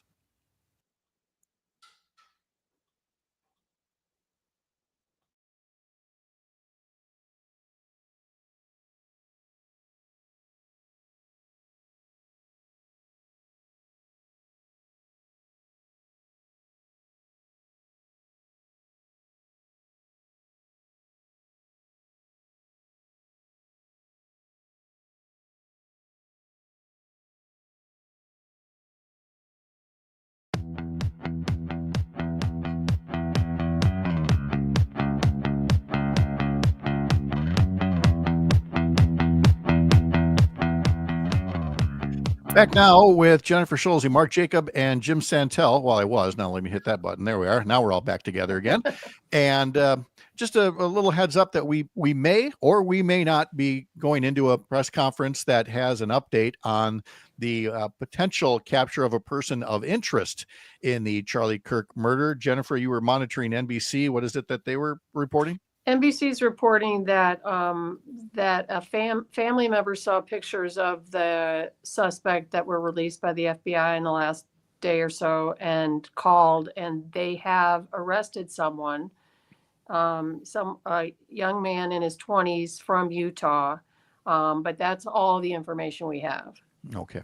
All right. Well, like I said, we'll monitor that. And if need be, we will take that, or we'll, again, my concern is that, like so many other things in this administration, it just may be a lot more speculation or hyperbole. And so we're going to judge whether, it's something to air live or tell you about after the fact. Mark, if I can switch gears slightly here. One of the stories that was going to be gaining traction before the Charlie Kirk murder was a bus attack in South Carolina, I believe it was, on a Ukrainian young woman refugee from the war. Only to say this, between that and a couple of other killings lately, maybe it's not quite Willie Horton-esque, but there certainly seems to be a lot lately in right-wing media of selectively choosing heinous crimes that happen to have black suspects. And I say that not that anything can be done about it, but sometimes I feel like attention needs to be called to it. Yeah, no question. Black suspects and immigrant suspects. And, the thing about this, was that murder in North Carolina was just terrible. And unfortunately, in this country, terrible murders happen all the time, and they have happened all the time for decades and decades and decades. And part of the tactic of Fox News and other right-wing media they want to make you think that we're going to hell in a handbasket, when the fact is that crime is actually down from what it was in the 1990s and the aughts. I mean, crime has been steadily dropping in recent decades, steadily. And it was one blip during COVID, but beyond that, if you look at the graph, it's going to tell you that crime is going down, that we're actually fighting crime successfully these days. And yet they want you to think that everything is terrible and that they're the answer to all the terribleness. And it's a very easy thing to do because, and I often use this with, Ronald Reagan's welfare queens, that he loved to say, right. All you got to do is have one. You just got to have one, and you can make a big deal out of it. And suddenly people think, oh, half the people on welfare are, doing it out of waste, fraud, and abuse. All you need is one crime and just play it on a loop over and over again. Jim, you have to deal with a lot of this, the way that crime is depicted, much less how it's handled in the courtrooms. What kinds of things are you going to be talking about this weekend on Amicus Saturday morning starting at 9? We're going to talk about, again, regrettably, the continuing decline in the basic rule of law, which we have talked about a little bit this morning. We've got inside the judiciary judges who are defying what the Supreme Court has said. We've got the former Justice Breyer, who is defending a judge who was criticized by the Supreme Court for not following what the Supreme Court has directed. It is a mess. And once again, it's because the Supreme Court has created this situation where lower courts do not know what they are to do. And we're going to talk about that a lot. Well, yeah, because again, when you use that shadow docket, I mean, yeah, it applies to maybe that one case, but now apparently every judge is supposed to read into these very short statements rather than long reasoned legal rulings and determine, how they apply to them. In other words, it's not how this is supposed to work. Mark, you've got, again, in your newsletter, why won't the media say Trump is becoming a dictator? Any other points in there that we want to make sure folks know about? And head over to stopthepresses.news. Well, I just think we need to understand that not everyone in America is a news nerd and is watching the news all the time, and it can take 12 different signs of Trump becoming a dictator and do the math and figure it out, which is why the news media need to bring all the facts together and write sweeping stories that show that the clear trend line is Trump amassing dictatorial power. That's what he's doing. I mean, you see, he declared war on Chicago very recently. I mean, he's really irresponsible, and he's a threat to all of us. And again, he threatened it, but now apparently is pulling back. Now I'm seeing a note this morning. Was it Memphis that he was making comments that maybe he's going to send the National Guard to Memphis? A few days ago, Jennifer, it was New Orleans. This whole notion of a president speculating out loud where to send troops.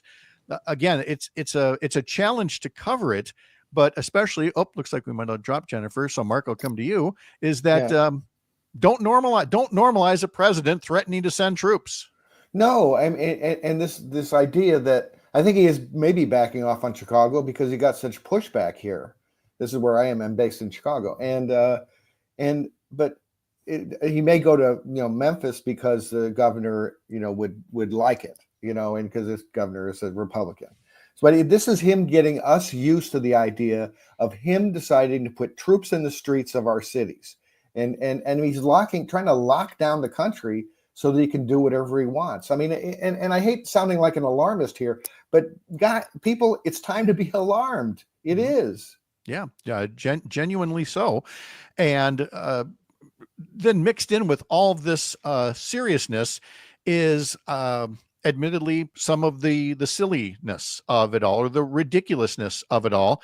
And that would be the member of Congress who tweeted that, well, since there's a Martin Luther King statue in the Capitol, now they would like to see a statue of Charlie Kirk. I mean, again, it just is, it's enshrined racism. And I feel like the media could always do a better job of calling that out wherever possible. Former U.S. Attorney Jim Santelle, you can hear him on Amicus tomorrow morning. Mark Jacob has the Stop the Presses newsletter. Go to stopthepresses.news. Jennifer Schulze, look for Indistinct Chatter on Substack. Thank you all very much. Hope you have a good start to the weekend. And thank you so much for bringing so much information to us. Appreciate it very much. Thank you, Pat. Thank you. All right. Yep. Take care. And in our next hour, we will be joined by Dr. Kristen Lyerly, and we will be joined by Mike Clemens at 8:35 to talk all about that nice Packer victory over Washington last night to go 2-0. I'm Pat Kreitlow. This is the Civic Media Radio Network.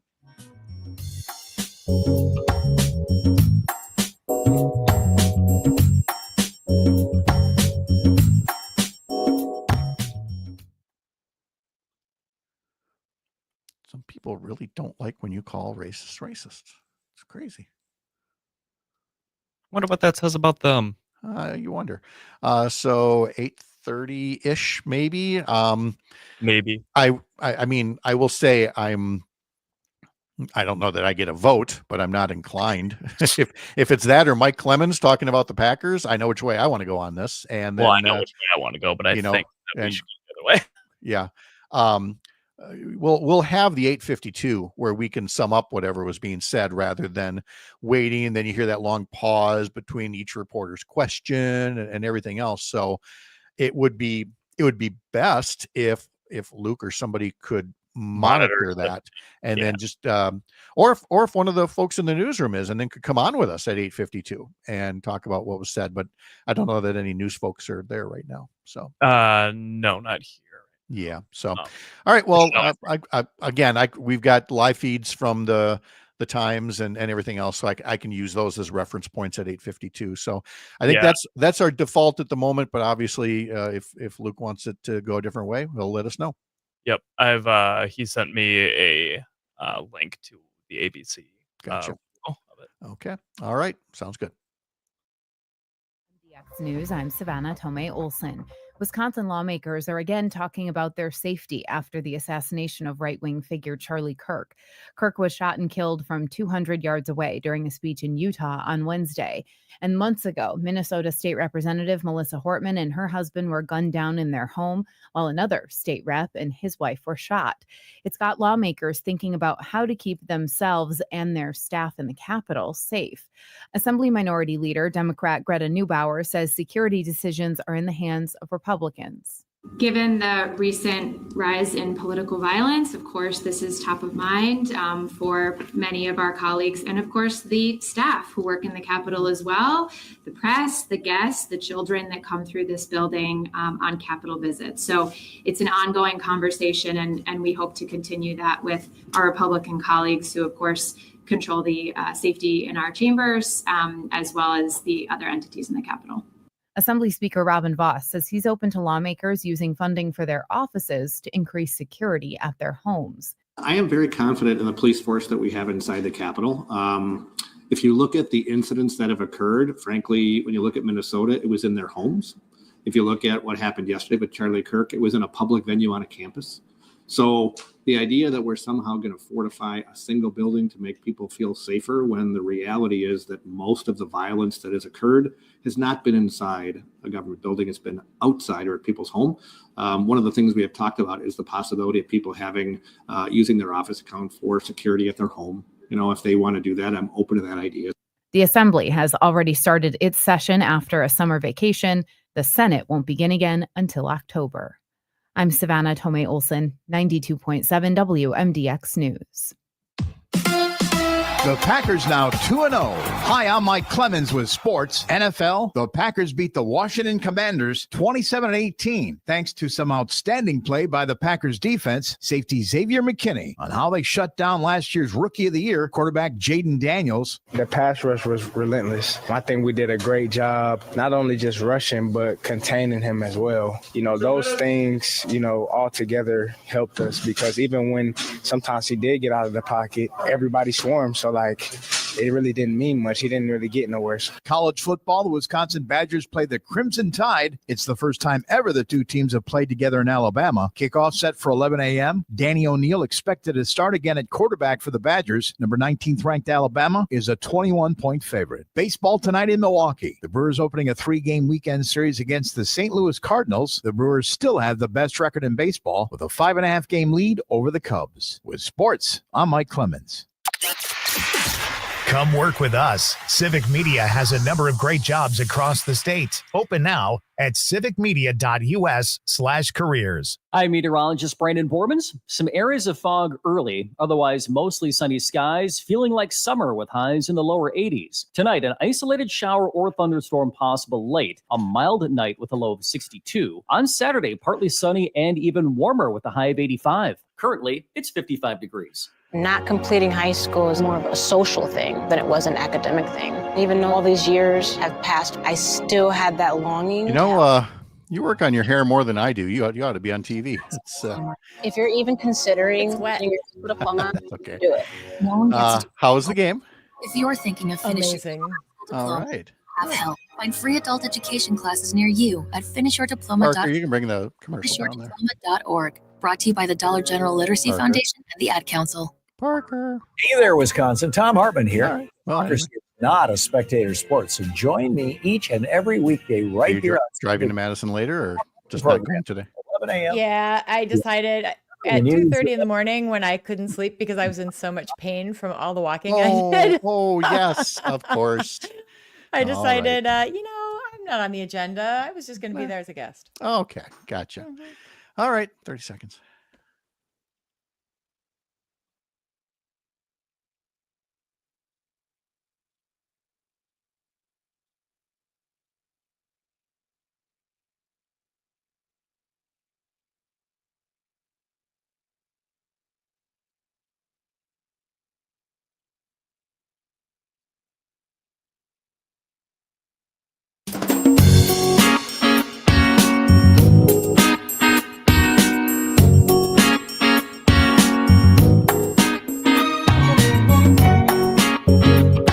Live across Wisconsin on Civic Media, you're listening to Mornings with Pat Kreitlow, powered by Up North News. Now, from our Lake Wissota studio, here is the founding editor of Up North News, Pat Kreitlow. Hey, good morning. Welcome back. Nice to have you here up north on a Friday morning, September 12th, 2025. Parker Olson producing things down in Madison Studio A2. Dr. Kristen Lyerly standing by as well. And Mike Clemens will be joining us in less than a half hour to talk about the Packers' victory over the Washington Commanders. Brittany Merlot has an early start to the weekend. Get your local forecast throughout the day on your local Civic Media station. And why wait for Mike Clemens when you can pluck somebody right out of the crowd at Lambeau Field to hear all about it? That, of course, would be Dr. Lyerly. So, Kristen, how are you and how was the game? I'm exhausted. It was wonderful. I really thought that at some point we were going to sit and watch the game, but we were on our feet almost the entire time, and it was worth it. The fans were outstanding. Sterling Sharp had his Hall of Fame ceremony last night, and he really acknowledged how important the fans are. And I mean, the gameplay was fun. Like, it was fun to watch them last night. Yes, it was. It was fun to watch from afar as well. I mean, the first two scoring drives of more than 90 yards apiece. Tucker Kraft having a great game. Jordan Love throwing the deep ball a lot. There was just so much potential there. I'm pretty sure that the Lambeau Field crowd probably felt like the air had been left out of the balloon when Jaden Reed went down, though, in the end zone with that broken collarbone. Yeah, of course. I mean, he's such an important part of the team, but we're so rich. We've got so much depth that I don't think we're going to feel it the way that we've felt it in the past when injuries like this have occurred. Yeah. And we'll, of course, get into this more with Mike Clemens coming up in the next half hour. So we don't want to steal all his thunder here. But I was wondering how we were going to go about talking about one of this week's news stories that deals with healthcare. And I thought maybe I'll just read the headlines. And one of them, of course, deals with Robert Kennedy Jr. and speculating on autism and a connection with Tylenol. And then there's the other headline, $10 million in contraceptives have been destroyed on orders from Trump officials. The birth control pills, IUDs, and hormonal implants were purchased by USAID for women in low-income countries. They'd been in limbo in a Belgian warehouse after the U.S. cut much of its foreign aid. And now that $10 million in contraceptives destined for women in low-income countries has been destroyed. I'm just going to read the headline, and Kristen, just don't say any words you can't say on the radio and go. I guess the one word that I want to say is why. Yeah. It doesn't make any sense. These devices and medications were there to prevent unplanned pregnancies. And by preventing unplanned pregnancies and unsafe situations, you save people's lives. So this was life-saving medication that we had every opportunity to use in places where it's desperately needed. And instead, we just selfishly destroyed it at cost, by the way. The American taxpayers paid to have this birth control destroyed. It just defies common sense. But that is a pattern that we're seeing over and over and over again. And frankly, I think the American people are getting tired of it. I would think so, especially as, somebody's going to amass the bill. There's this $10 million that, in taxpayer funds that have been wasted, this much to deploy the National Guard to pick up trash. That's money that's been wasted, and on it goes. I mean, this has been the most fiscally reckless gang to ever occupy 1600 Pennsylvania Avenue. Now, on the other one, on autism, Tylenol, Robert Kennedy Jr., what is it? Folate deficiencies, whatever that is. You're gonna tell me all about. Kristen, I am a pregnant woman. All right. Oh. I'm nearing the end of my first trimester, and I'm hearing all this, and I don't know what to make of it. So, what are you telling me? Besides congratulations, because that would be historic, Well, I mean, for most people, it's congratulations, but for some people, it's not. And for many people, it's really hard. For those of you who have struggled with a pregnancy, it can be incredibly painful just to get through the day. Between the fatigue and the nausea, it's challenging. And if you have some sort of a condition that causes pain, like, for example, say you get the flu or COVID or something like that, there are very few things that you can use in pregnancy to treat that condition.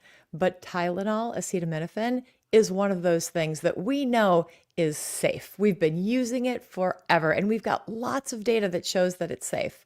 Now, to be fair, there is some data out there that shows that there's a possible association between Tylenol and autism, but an association does not mean that Tylenol causes autism. It just means, we need to look into this a little bit more.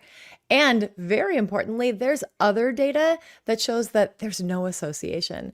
So this is how science works. It's often not clear. We really want black and white answers, but in many situations, it is just not clear. So we do need to do more research. But in the meantime, Tylenol is considered safe in pregnancy. And if you are pregnant and you are considering taking any medication, talk with your doctor about your circumstances, what's going on, what is the medication, and what is the best choice for you. But that is the real problem with this administration, and specifically with Kennedy as Secretary of Health and Human Services, is to take these studies that are incomplete, or to misconstrue the conclusions, or to, mix up causation and correlation. In other words, all the things that a standard of science is supposed to prevent, especially at the highest levels. The Secretary of Health and Human Services should not be just trying to connect dots that have not actually been connected yet. Yeah. Well, as scientists and as doctors, we all want to prove our hypothesis. We all want to, we all in the world want to be right. But the truth is that we are often not right when it comes to science. And we have to be honest and objective. And that is one of the most important things that we have to keep in mind as scientists. When the data does not come out in your favor, too bad. The data is the data. But RFK Jr. and his ilk want to market whatever they have in a way that serves them, not us. And it's irresponsible. I mean, this man is not a doctor. He has said, don't take medical advice from me. That's the best advice he's ever shared. It is. And look, he's not the only one. We have one of the worst when it comes to purveyors of misinformation right here in the senior senator from Wisconsin, Ron Johnson. Now, again, I don't want to get ahead of my skis on this. However, we heard him belittling one of the nation's leading COVID researchers the other day. And he was citing the fact that a study was discredited. The study initially said that, was it the hydroxychloroquine or ivermectin, one of his two that he loves to go to. That initial study said, that this stuff is bad, maybe even dangerous. But then the study itself had to be retracted. Well, that's fine. But Ron Johnson's taking that as proof that these products are safe and should have been tried. Again, connecting dots that are not there. The discrediting of a study does not mean that the opposite of their conclusion is true. They love to take something that has a little kernel of truth to it and blow it up in the wrong direction. So there is a little kernel of truth that ivermectin does help with COVID, but it's in giant quantities that we can't actually tolerate and in a petri dish, not in our own bodies. But to take that study and that information and to project it into the general public and make something that can be helpful, and that's something that doctors are withholding from you, that just undermines your trust in your physician and your trust in science. And frankly, it's not good for any of us. We have to believe in the people who are taking care of us. You have to have, one of the most important things is that therapeutic relationship. If you don't trust your doctor, you're going to walk out of that visit saying, that was a giant waste of my time and money. And Ron Johnson seems to be wanting to spend his entire career in the Senate undermining exactly that trust. Yeah. Here's something else that's undermining health, and that is the changing of guidelines for the COVID vaccine, which is out now for this season, but is available to fewer people. I believe it's now 65 and up and or with certain health conditions. And Kristen, I'm actually seeing people online saying, look, there's a lot of us not yet 65 who still feel like we should have the COVID vaccine and are being urged to essentially either make up a health condition or shop around so that you can get the COVID vaccine, because it's clear that the Trump Kennedy HHS is not really promoting vaccination against COVID this winter. Well, they're saying you can get it if you want it, but you can't. And it's because of them. Yeah. My son called me yesterday. He goes to school at Stevens Point. His friends are all sick with COVID. He said, Mom, I don't even know where I can get a vaccine because it's just not available. I had the same experience with a neighbor who is a senior citizen, went to his doctor, and they denied him a COVID vaccine because Kennedy's recommendations are preventing clinics from offering these medications. I don't know if he doesn't understand what the process is for making sure that vaccines are available, or if he's just playing dumb. But people can't get vaccinated if they want to get vaccinated because he is putting all of these barriers between you and your healthcare. And friends, COVID season is coming, flu season is coming, RSV season is coming, and there will be unnecessary deaths for people who want to be vaccinated but are unable to get that vaccine, those vaccines. And by the way, the barriers that we're talking about also include insurance companies, because when they hear Trump and Kennedy and others, not recommend these things, that gives them a reason not to cover it and to say, well, we're denying your request for it. And so maybe you can get it, but you'd be paying out of pocket in the meantime. It's such a huge step back from where we were when we made the vaccine as readily available as quickly as possible and saved countless lives. And we are without a doubt marching backward. And again, not to sound alarmist, but we certainly have reason to be concerned about how things are going to go this winter between COVID, the flu, and RSV. As a women's healthcare provider, my patients have been living with the inability to make their own decisions about their own healthcare for a very long time. So welcome to the party, general public. This is what happens when politicians are making your healthcare decisions for you. We've got to stand up and fight back. That's the only way to get past this. It is. We're talking to Dr. Kristen Lyerly here. Let me give you an update on what's happening in Utah in the Charlie Kirk murder. Law enforcement officials say they will hold a news conference in the next half hour about the detention of a person in relation to the Charlie Kirk shooting. It deals with a case of a young adult who has been detained, who apparently confessed to his father, perhaps. Again, these are preliminary reports, and that the father, kept him and turned him in essentially to law enforcement. And again, we'll see what the official word is coming up in the next half hour. We will monitor that press conference, and then we will share the details. We'll have Mike Clemens giving us sports an update on the Packer game.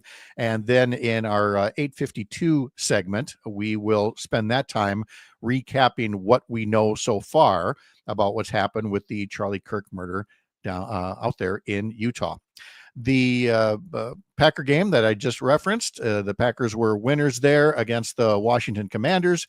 It was just a really good game overall, like Kristen was saying, 27-18, and now they're off until September 21st, when they will take on Cleveland. That's a Sunday afternoon, 9 days from now at noon. And then there's more football coming up. We've got the Badgers at Alabama. That'll be starting at 9 a.m., the pregame on several civic media stations. We also have the Brewers tonight in St. Louis, and we have a free Ticket Friday keyword that we've been saying all morning. You have till 9 to text us the keyword CATCH, C-A-T-C-H. I'm Pat Kreitlow. You're up north.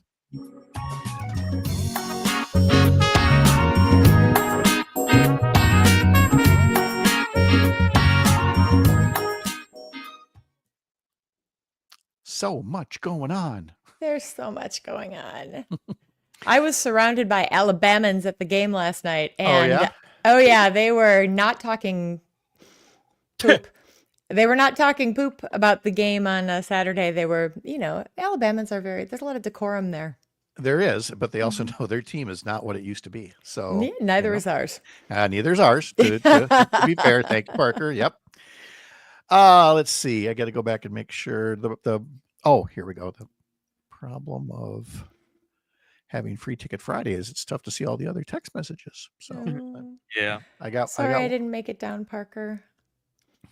It's okay. I understand. Yeah. I did not really hear much of your reasoning. I'll be honest. I was kind of going mode, working on stuff.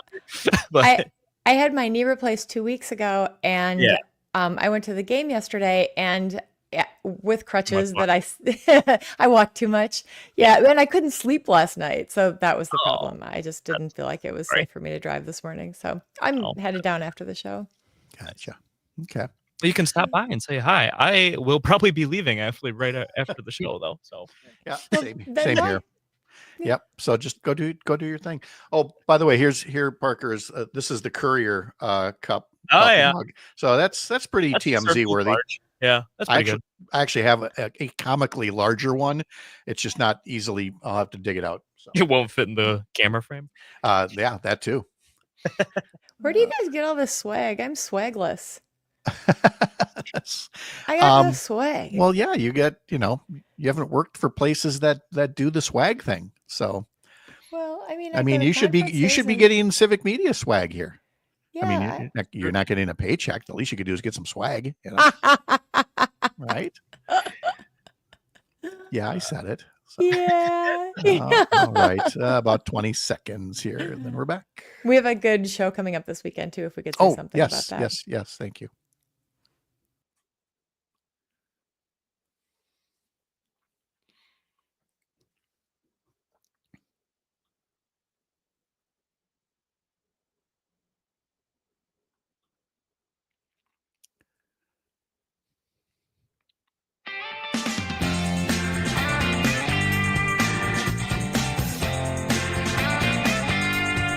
On the text line, just use that Civic Media app, hit the text button. You can text us a keyword, catch, for Free Ticket Friday, or you can send us a message. And from Jim in Brookfield, always great to hear Dr. Lyerly on a Friday. She sounds great after her knee replacement. For someone getting his knee replaced next week, Wednesday, does she have any words of advice? Let me jump in first and say the best advice would be to follow doctor's orders about not overdoing the knee. Hey, Kristen, what's your advice? Oh, yeah, you're so right. No, the thing about a knee replacement is they want you to walk on it right away, but they don't want you to walk too much on it, which is my problem. My advice is live your life, drink water, be healthy, avoid alcohol, eat good food, get some exercise, like some stretching and some strengthening exercise. The recovery is tough. The first couple of weeks especially are hard. So just, mentally prepare yourself for that. But I think when you're going to be on the other side of it, it is life-changing. That's wonderful. That's great. Yes. Can we also talk about President Trump's condition yesterday?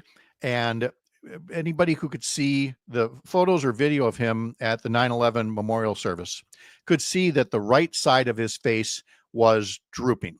And it immediately led to all kinds of speculation about a stroke, but there also is something called Bell's palsy that could be at play here. So, can you talk a bit about, again, we're not there, we're not on site, we're not the president's doctor, but for people who see those photos, what kinds of things should they know about? There's definitely something different about his face. And there have been big public health campaigns in the past to help us recognize what the signs of stroke are. And what we see on his face, it's one of the signs of stroke. We see the drooping of the corner of his mouth just on one side. It droops and it's visible and it's very clear. I am definitely not saying that I believe that Donald Trump had a stroke, but that sign is there. The worrisome thing, I think, for all of us is that the White House should be giving us this information. He is the president of the United States and the leader of the free world. If he is having serious health conditions like this, and there's been a lot of speculation, they owe it to us to let us know what's going on. Don't you think? They do, but they have been amazingly secretive about it. For example, after an assassination attempt that, left somebody dead and the president allegedly wounded, but was it a bullet? Was it a fragment? Maybe it was a fragment, but the legend is better. And the legend is he was, grazed by a bullet, but a bullet coming from a gun moving that fast would have caused a lot more damage. But again, there's nothing firm to nail down these things. And Trump, like other presidents before, would like to say, well, it's my body, it's my privacy. No, you're running the country. And that's part of the bargain that you make with us is, that you don't have something like that happen. Robin Tigerton says, my dad had the droopy face like Trump's. He has had 3 strokes. Rob also says it was 38 years ago today. I ruptured my appendix. I had major surgery, and the doctor says I shouldn't have survived. I survived 2 major surgeries, and I was blessed. I have made it to meet wonderful people like Pat and Kristen.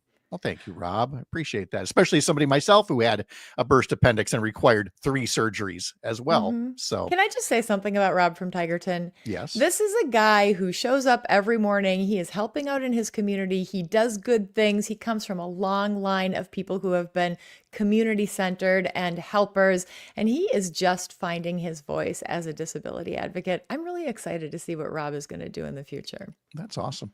You, along with all these other things, I believe you host a show, the Dr. Kristen, and there will be a new edition of that come tomorrow. Tell us more. It's going to be so good. I mean, they're all good because they're course they are. conversations and they're light and they're entertaining.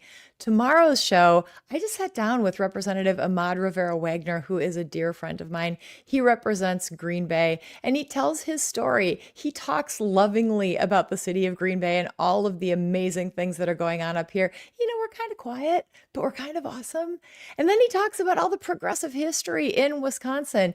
We were the workers' comp state. We were the first state to be able to do state income tax. We were the first state to ratify the 19th Amendment so women would get the right to vote. There's so much beauty and wonder in Wisconsin, and he is thrilled to be serving in the assembly right now and creating the future for the state. So it's a great conversation. I hope you'll come on board. Absolutely. And how can folks find the Dr. Kristen Lyerly Show? We are on WGBW and WISS on Saturday and Sunday, but the easiest way to find it is just wherever you get your podcasts. Okay. Have you got next week's show mapped out already? Or how, there's days where I'm like, I have these guests all planned in advance and things are ready to go. And there are times during the commercial break where I say, I wonder what I'm going to talk about next.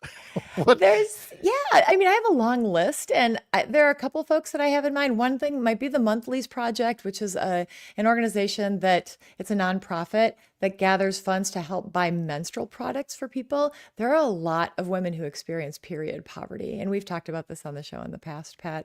So the Monthlies Project is something that's heating up again. CORE, C-O-R-E, is an initiative at the UW that does a lot of research related to reproductive health here in Wisconsin. The CORE folks are going to join us. I've got lots of people who are running for office and leaders and community builders that are queuing up, and it's going to get bigger and more exciting, I think, in the weeks to come. Like, good things are on the horizon. All right. And then at the game last night, you had a guest along with you, didn't you? One of the boys. I did. Little Pat Kreitlow was there, my youngest son, James.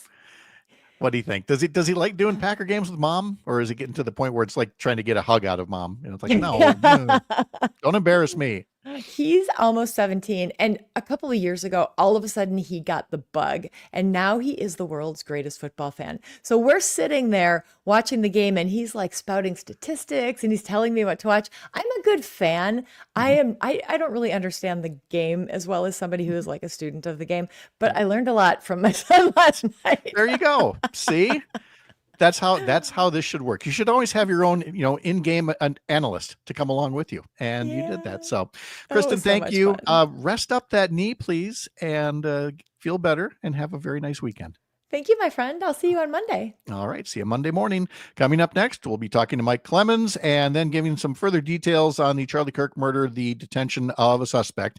I'm Pat Kreitlow, and this is the Civic Media Radio Network.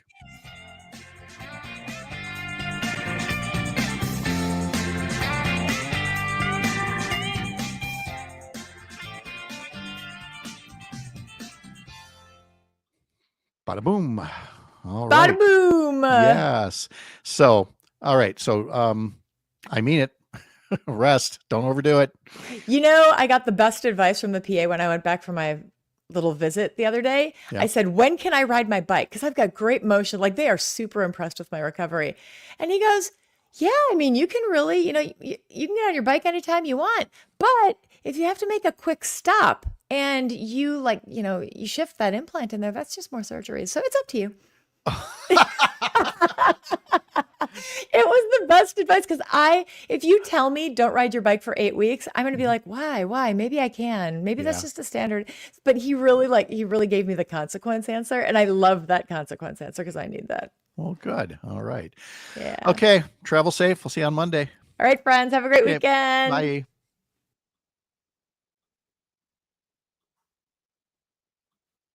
I'll be right back.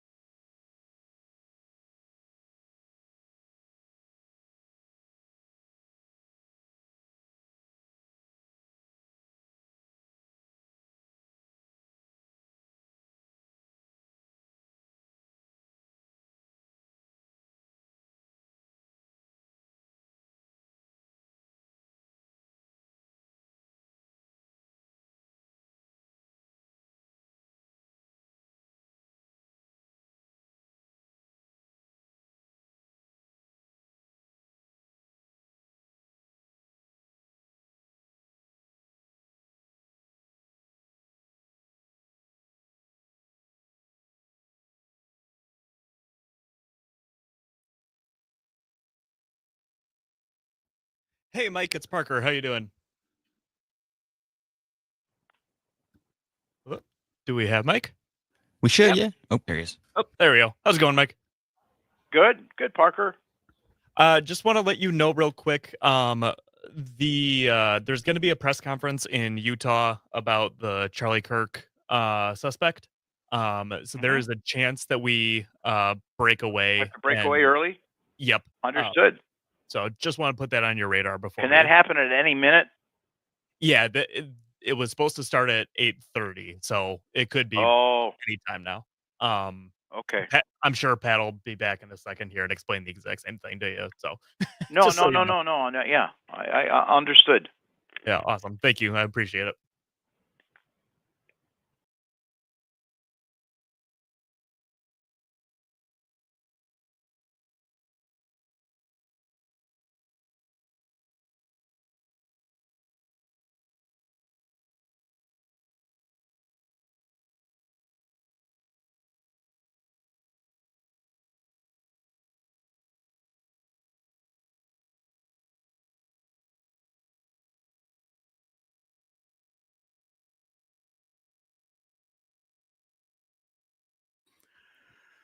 All right, let's see if we got Mike here. Mike, you around?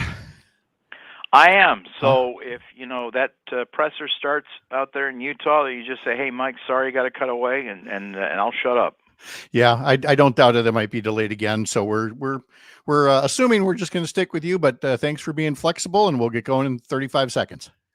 Understood.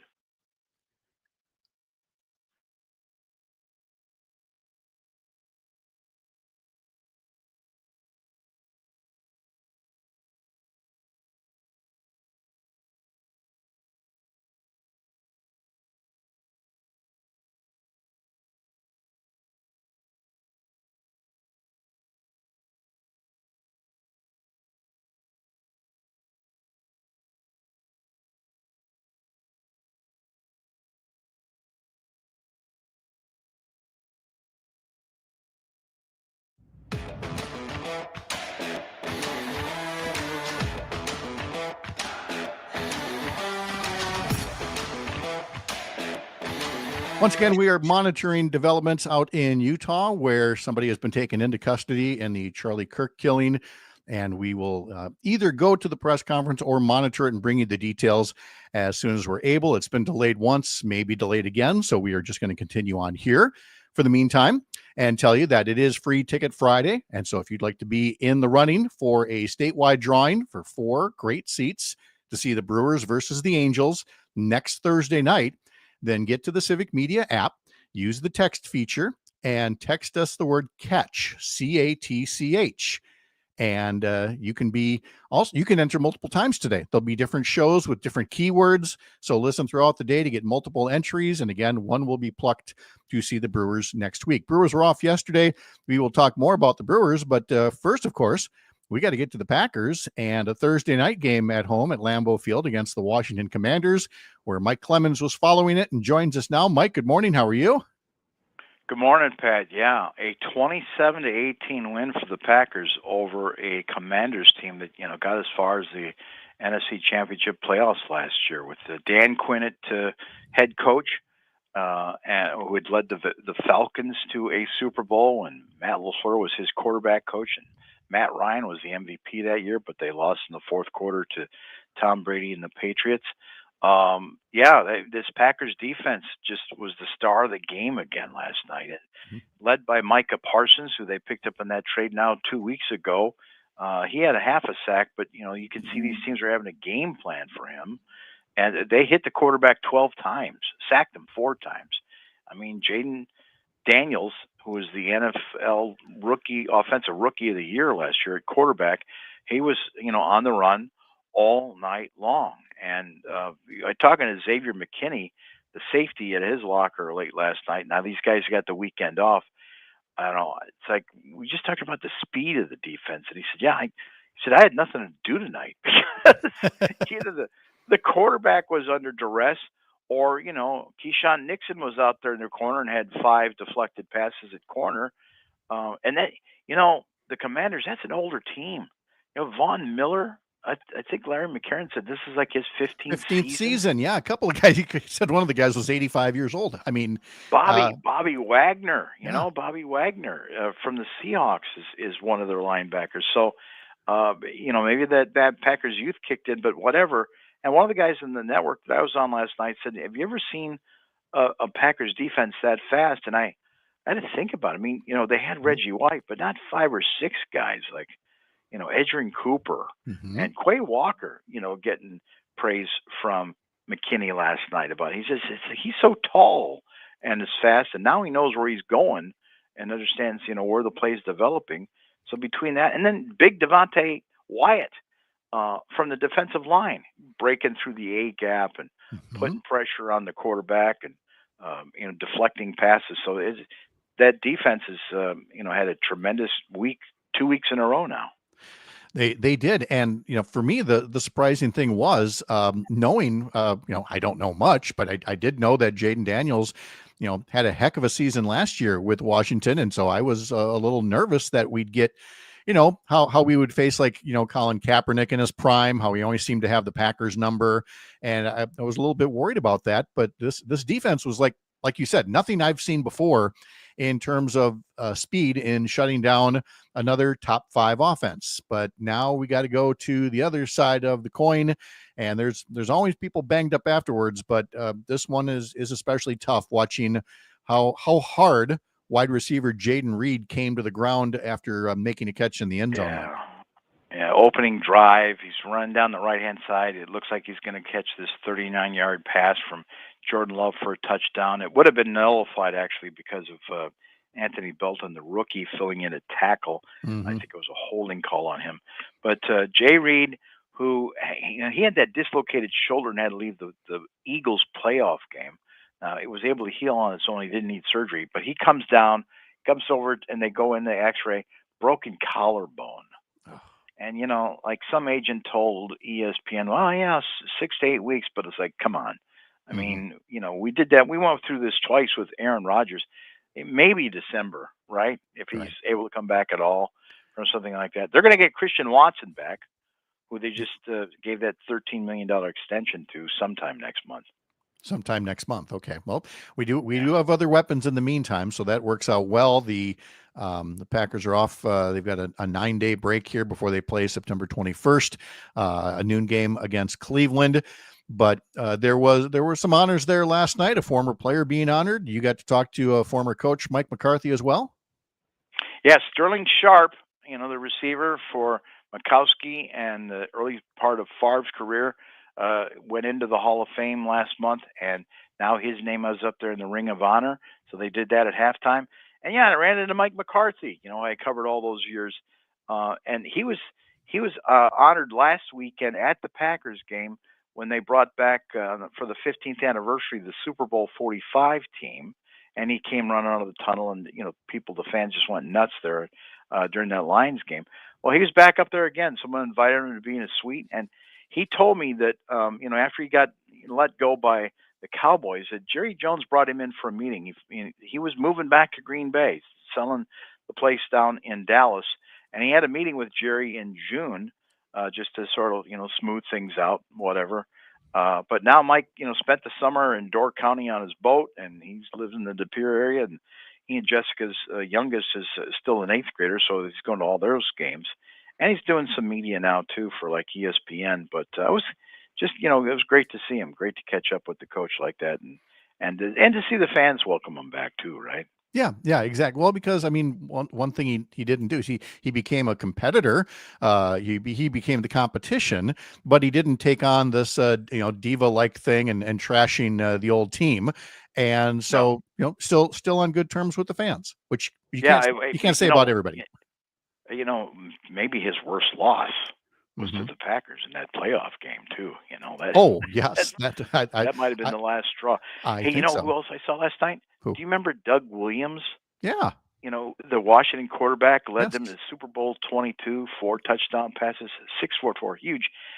He was with the Commanders last night. I saw him getting off the team bus, and I saw him a couple times in the press box. I mean, it's like, wow, Hall of Famer right there. And Super Bowl MVP. So, those it's a Thursday night prime time game. So they got all those guys there, Yep. No. You get all the celebs. You get the pregame being done outside and everything else.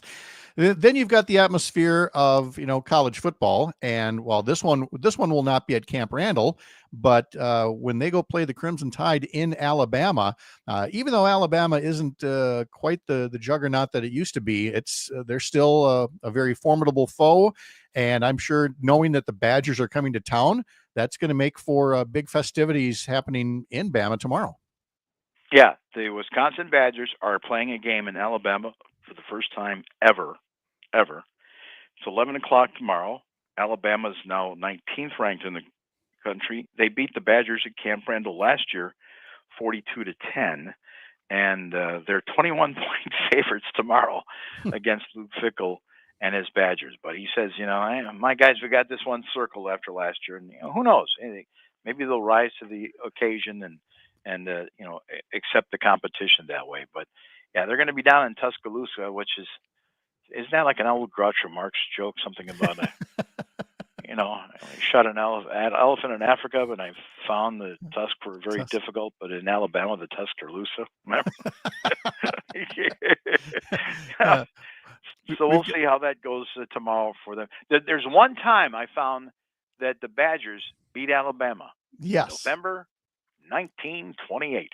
Yes, I heard that earlier in the morning, like, oh, we haven't beat Alabama since 1928. I'm like, what? I go looking it up and like, well, that's like the only other time we played them. So yeah, it's been that way. Oh my goodness. But anyway, pregame will be at 9 o'clock, starting on Civic Media Stations in Richland Center, Amory, Wisconsin Rapids, and Ripon. So be sure you check out the Civic Media website to learn more about that. The Brewers had last night off, and that was when you've got that in the middle of a homestand, that is just especially nice. You got your home game isn't until the next day, and you've got this opportunity to go to maybe see, I don't know, a Packer game, and there were definitely some Brewer sightings last evening. Yeah. As a matter of fact, I saw on the sideline, just before the national anthem, I saw Bryce Terang, Sal Frelick, Caleb Durbin. Yeah, a bunch of the guys came up from Milwaukee, had the night off after they got back from Texas. Now, they got swept by the Rangers this past week, which was the only time this season they've lost a 3-game series. The first was that opening weekend series against the Yankees. And it's only the third time that they've been swept since Pat Murphy took over last year's manager. I think they got swept by the Phillies once last year as well. But tonight, they're taking on the Cardinals. First pitch at 7:10, and I'm going to try and get down there for that one, so if I can get into that Pat Murphy pregame press conferences, because see if he pulls out any pancakes or waffles out of his pocket or whatever. But did you see during the Rangers game, a couple of the mascots from the Rangers were holding up signs in a fence behind home plate to try and distract the Brewers pitcher that said "pocket waffles"? Yes, pocket waffles and waffles are better and all of that. I was going to make another observation about that at that stadium there. Look, but behind the batter, the catcher, and you see the people, they're the season ticket holders. Okay, they're in the seats. You get that they've got a little bit more scratch than a lot of fans do. That's fine. But what they've got at Texas, and I know I think there's a couple of other stadiums like this too. It's not seats behind the batter. It's like a little restaurant or a club that people are just kind of walking around with their sandwiches and their cocktails, like a bar. And it really rubbed me the wrong way, Mike. It's like, the people who are sitting in the seats are paying attention to the game. I don't want to watch some rich Texas whatevers, just hobnobbing in the background, not really paying attention to the game. It just really struck me as, and I don't use this word very often, but elitist.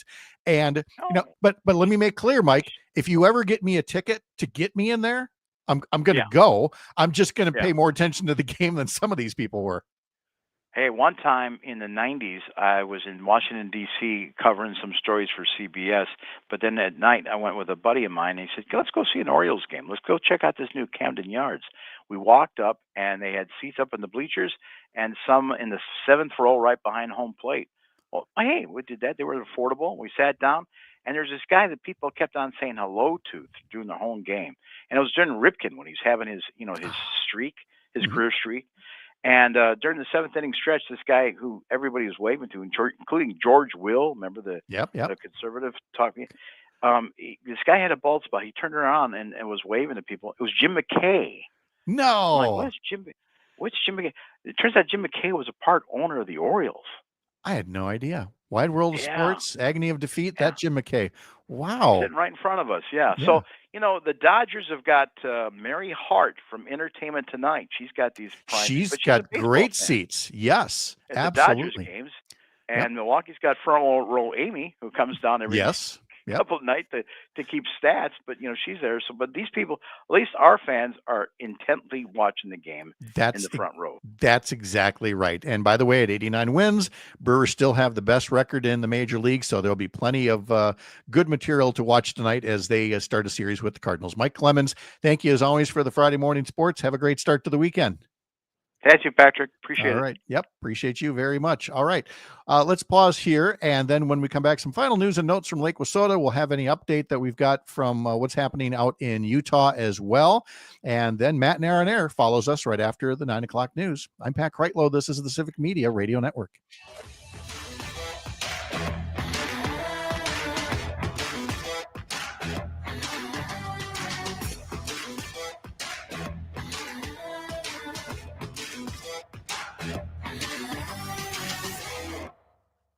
There we go. All right, Dom, thank you very much. Yeah, no problem. Have a good one. Yep. So I'm seeing that there's really not much for updates here. No, they've mic checked twice. Yeah. And they said 5 minutes. A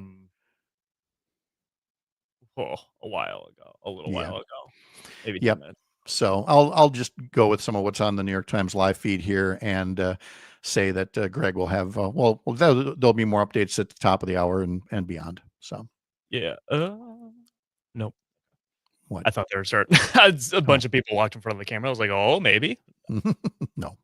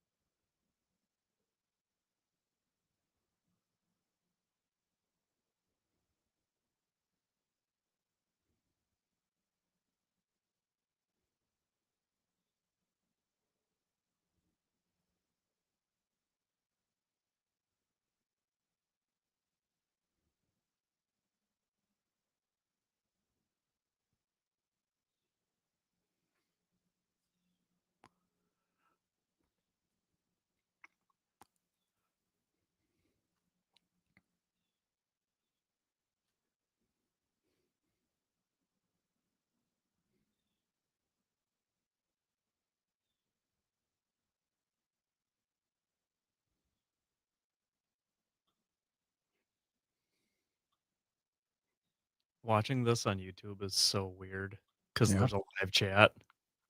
Oh, And God. Everyone's just spamming. Turn that off. Yes. Everyone's spamming Epstein. I did see someone say poggers, which was interesting. Jeez.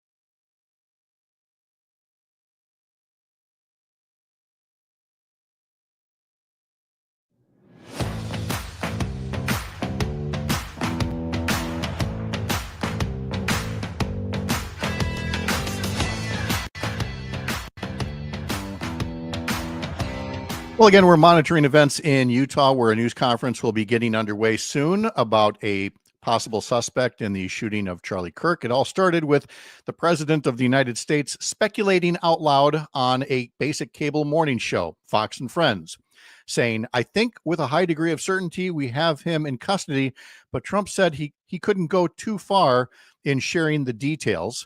He said that he was turned in after somebody that he knew recognized him. Somebody that was very close to him said, that's him. The president said, according to the New York Times here, he's subject to being corrected, but that he was sharing information, quote, based on what I'm hearing. He says a minister who is also involved in law enforcement communicated with the person's father and eventually was able to turn him into authorities. And as if all the speculation weren't enough, the next thing the president of the United States said is, I hope he gets the death penalty. Well, again, so much for due process. Okay.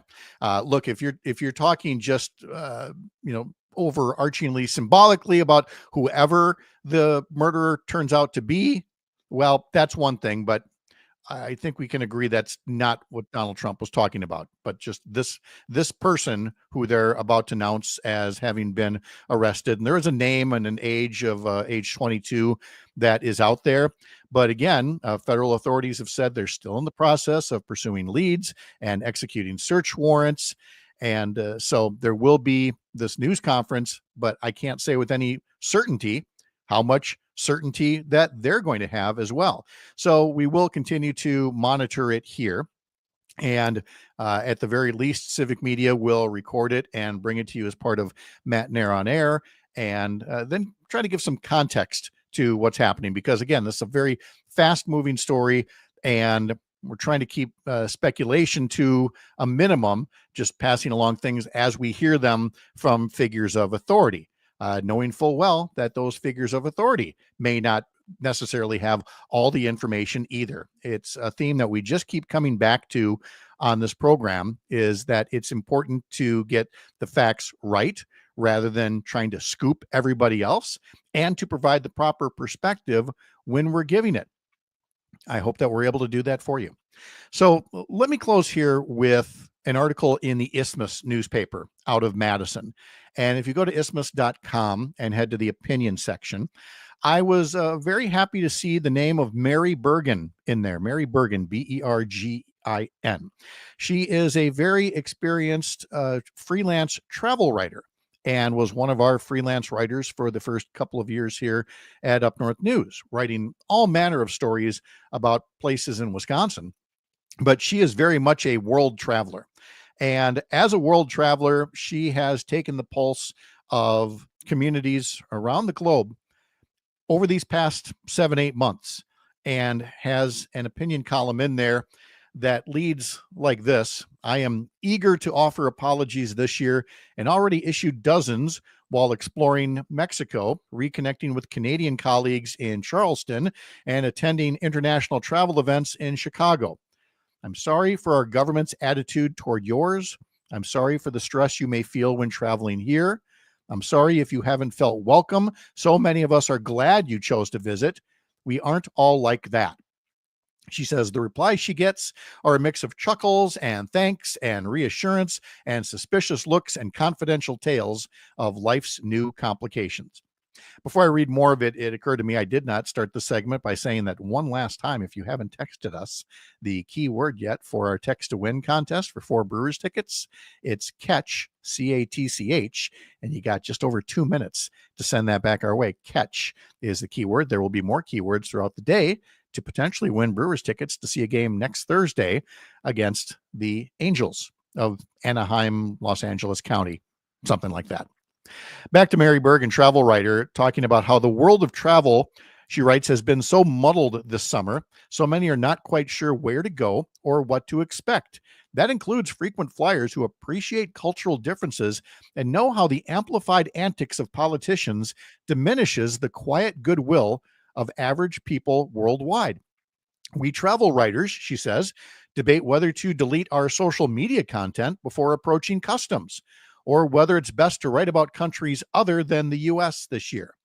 And then she goes on to talk more about the conversations that she has been having.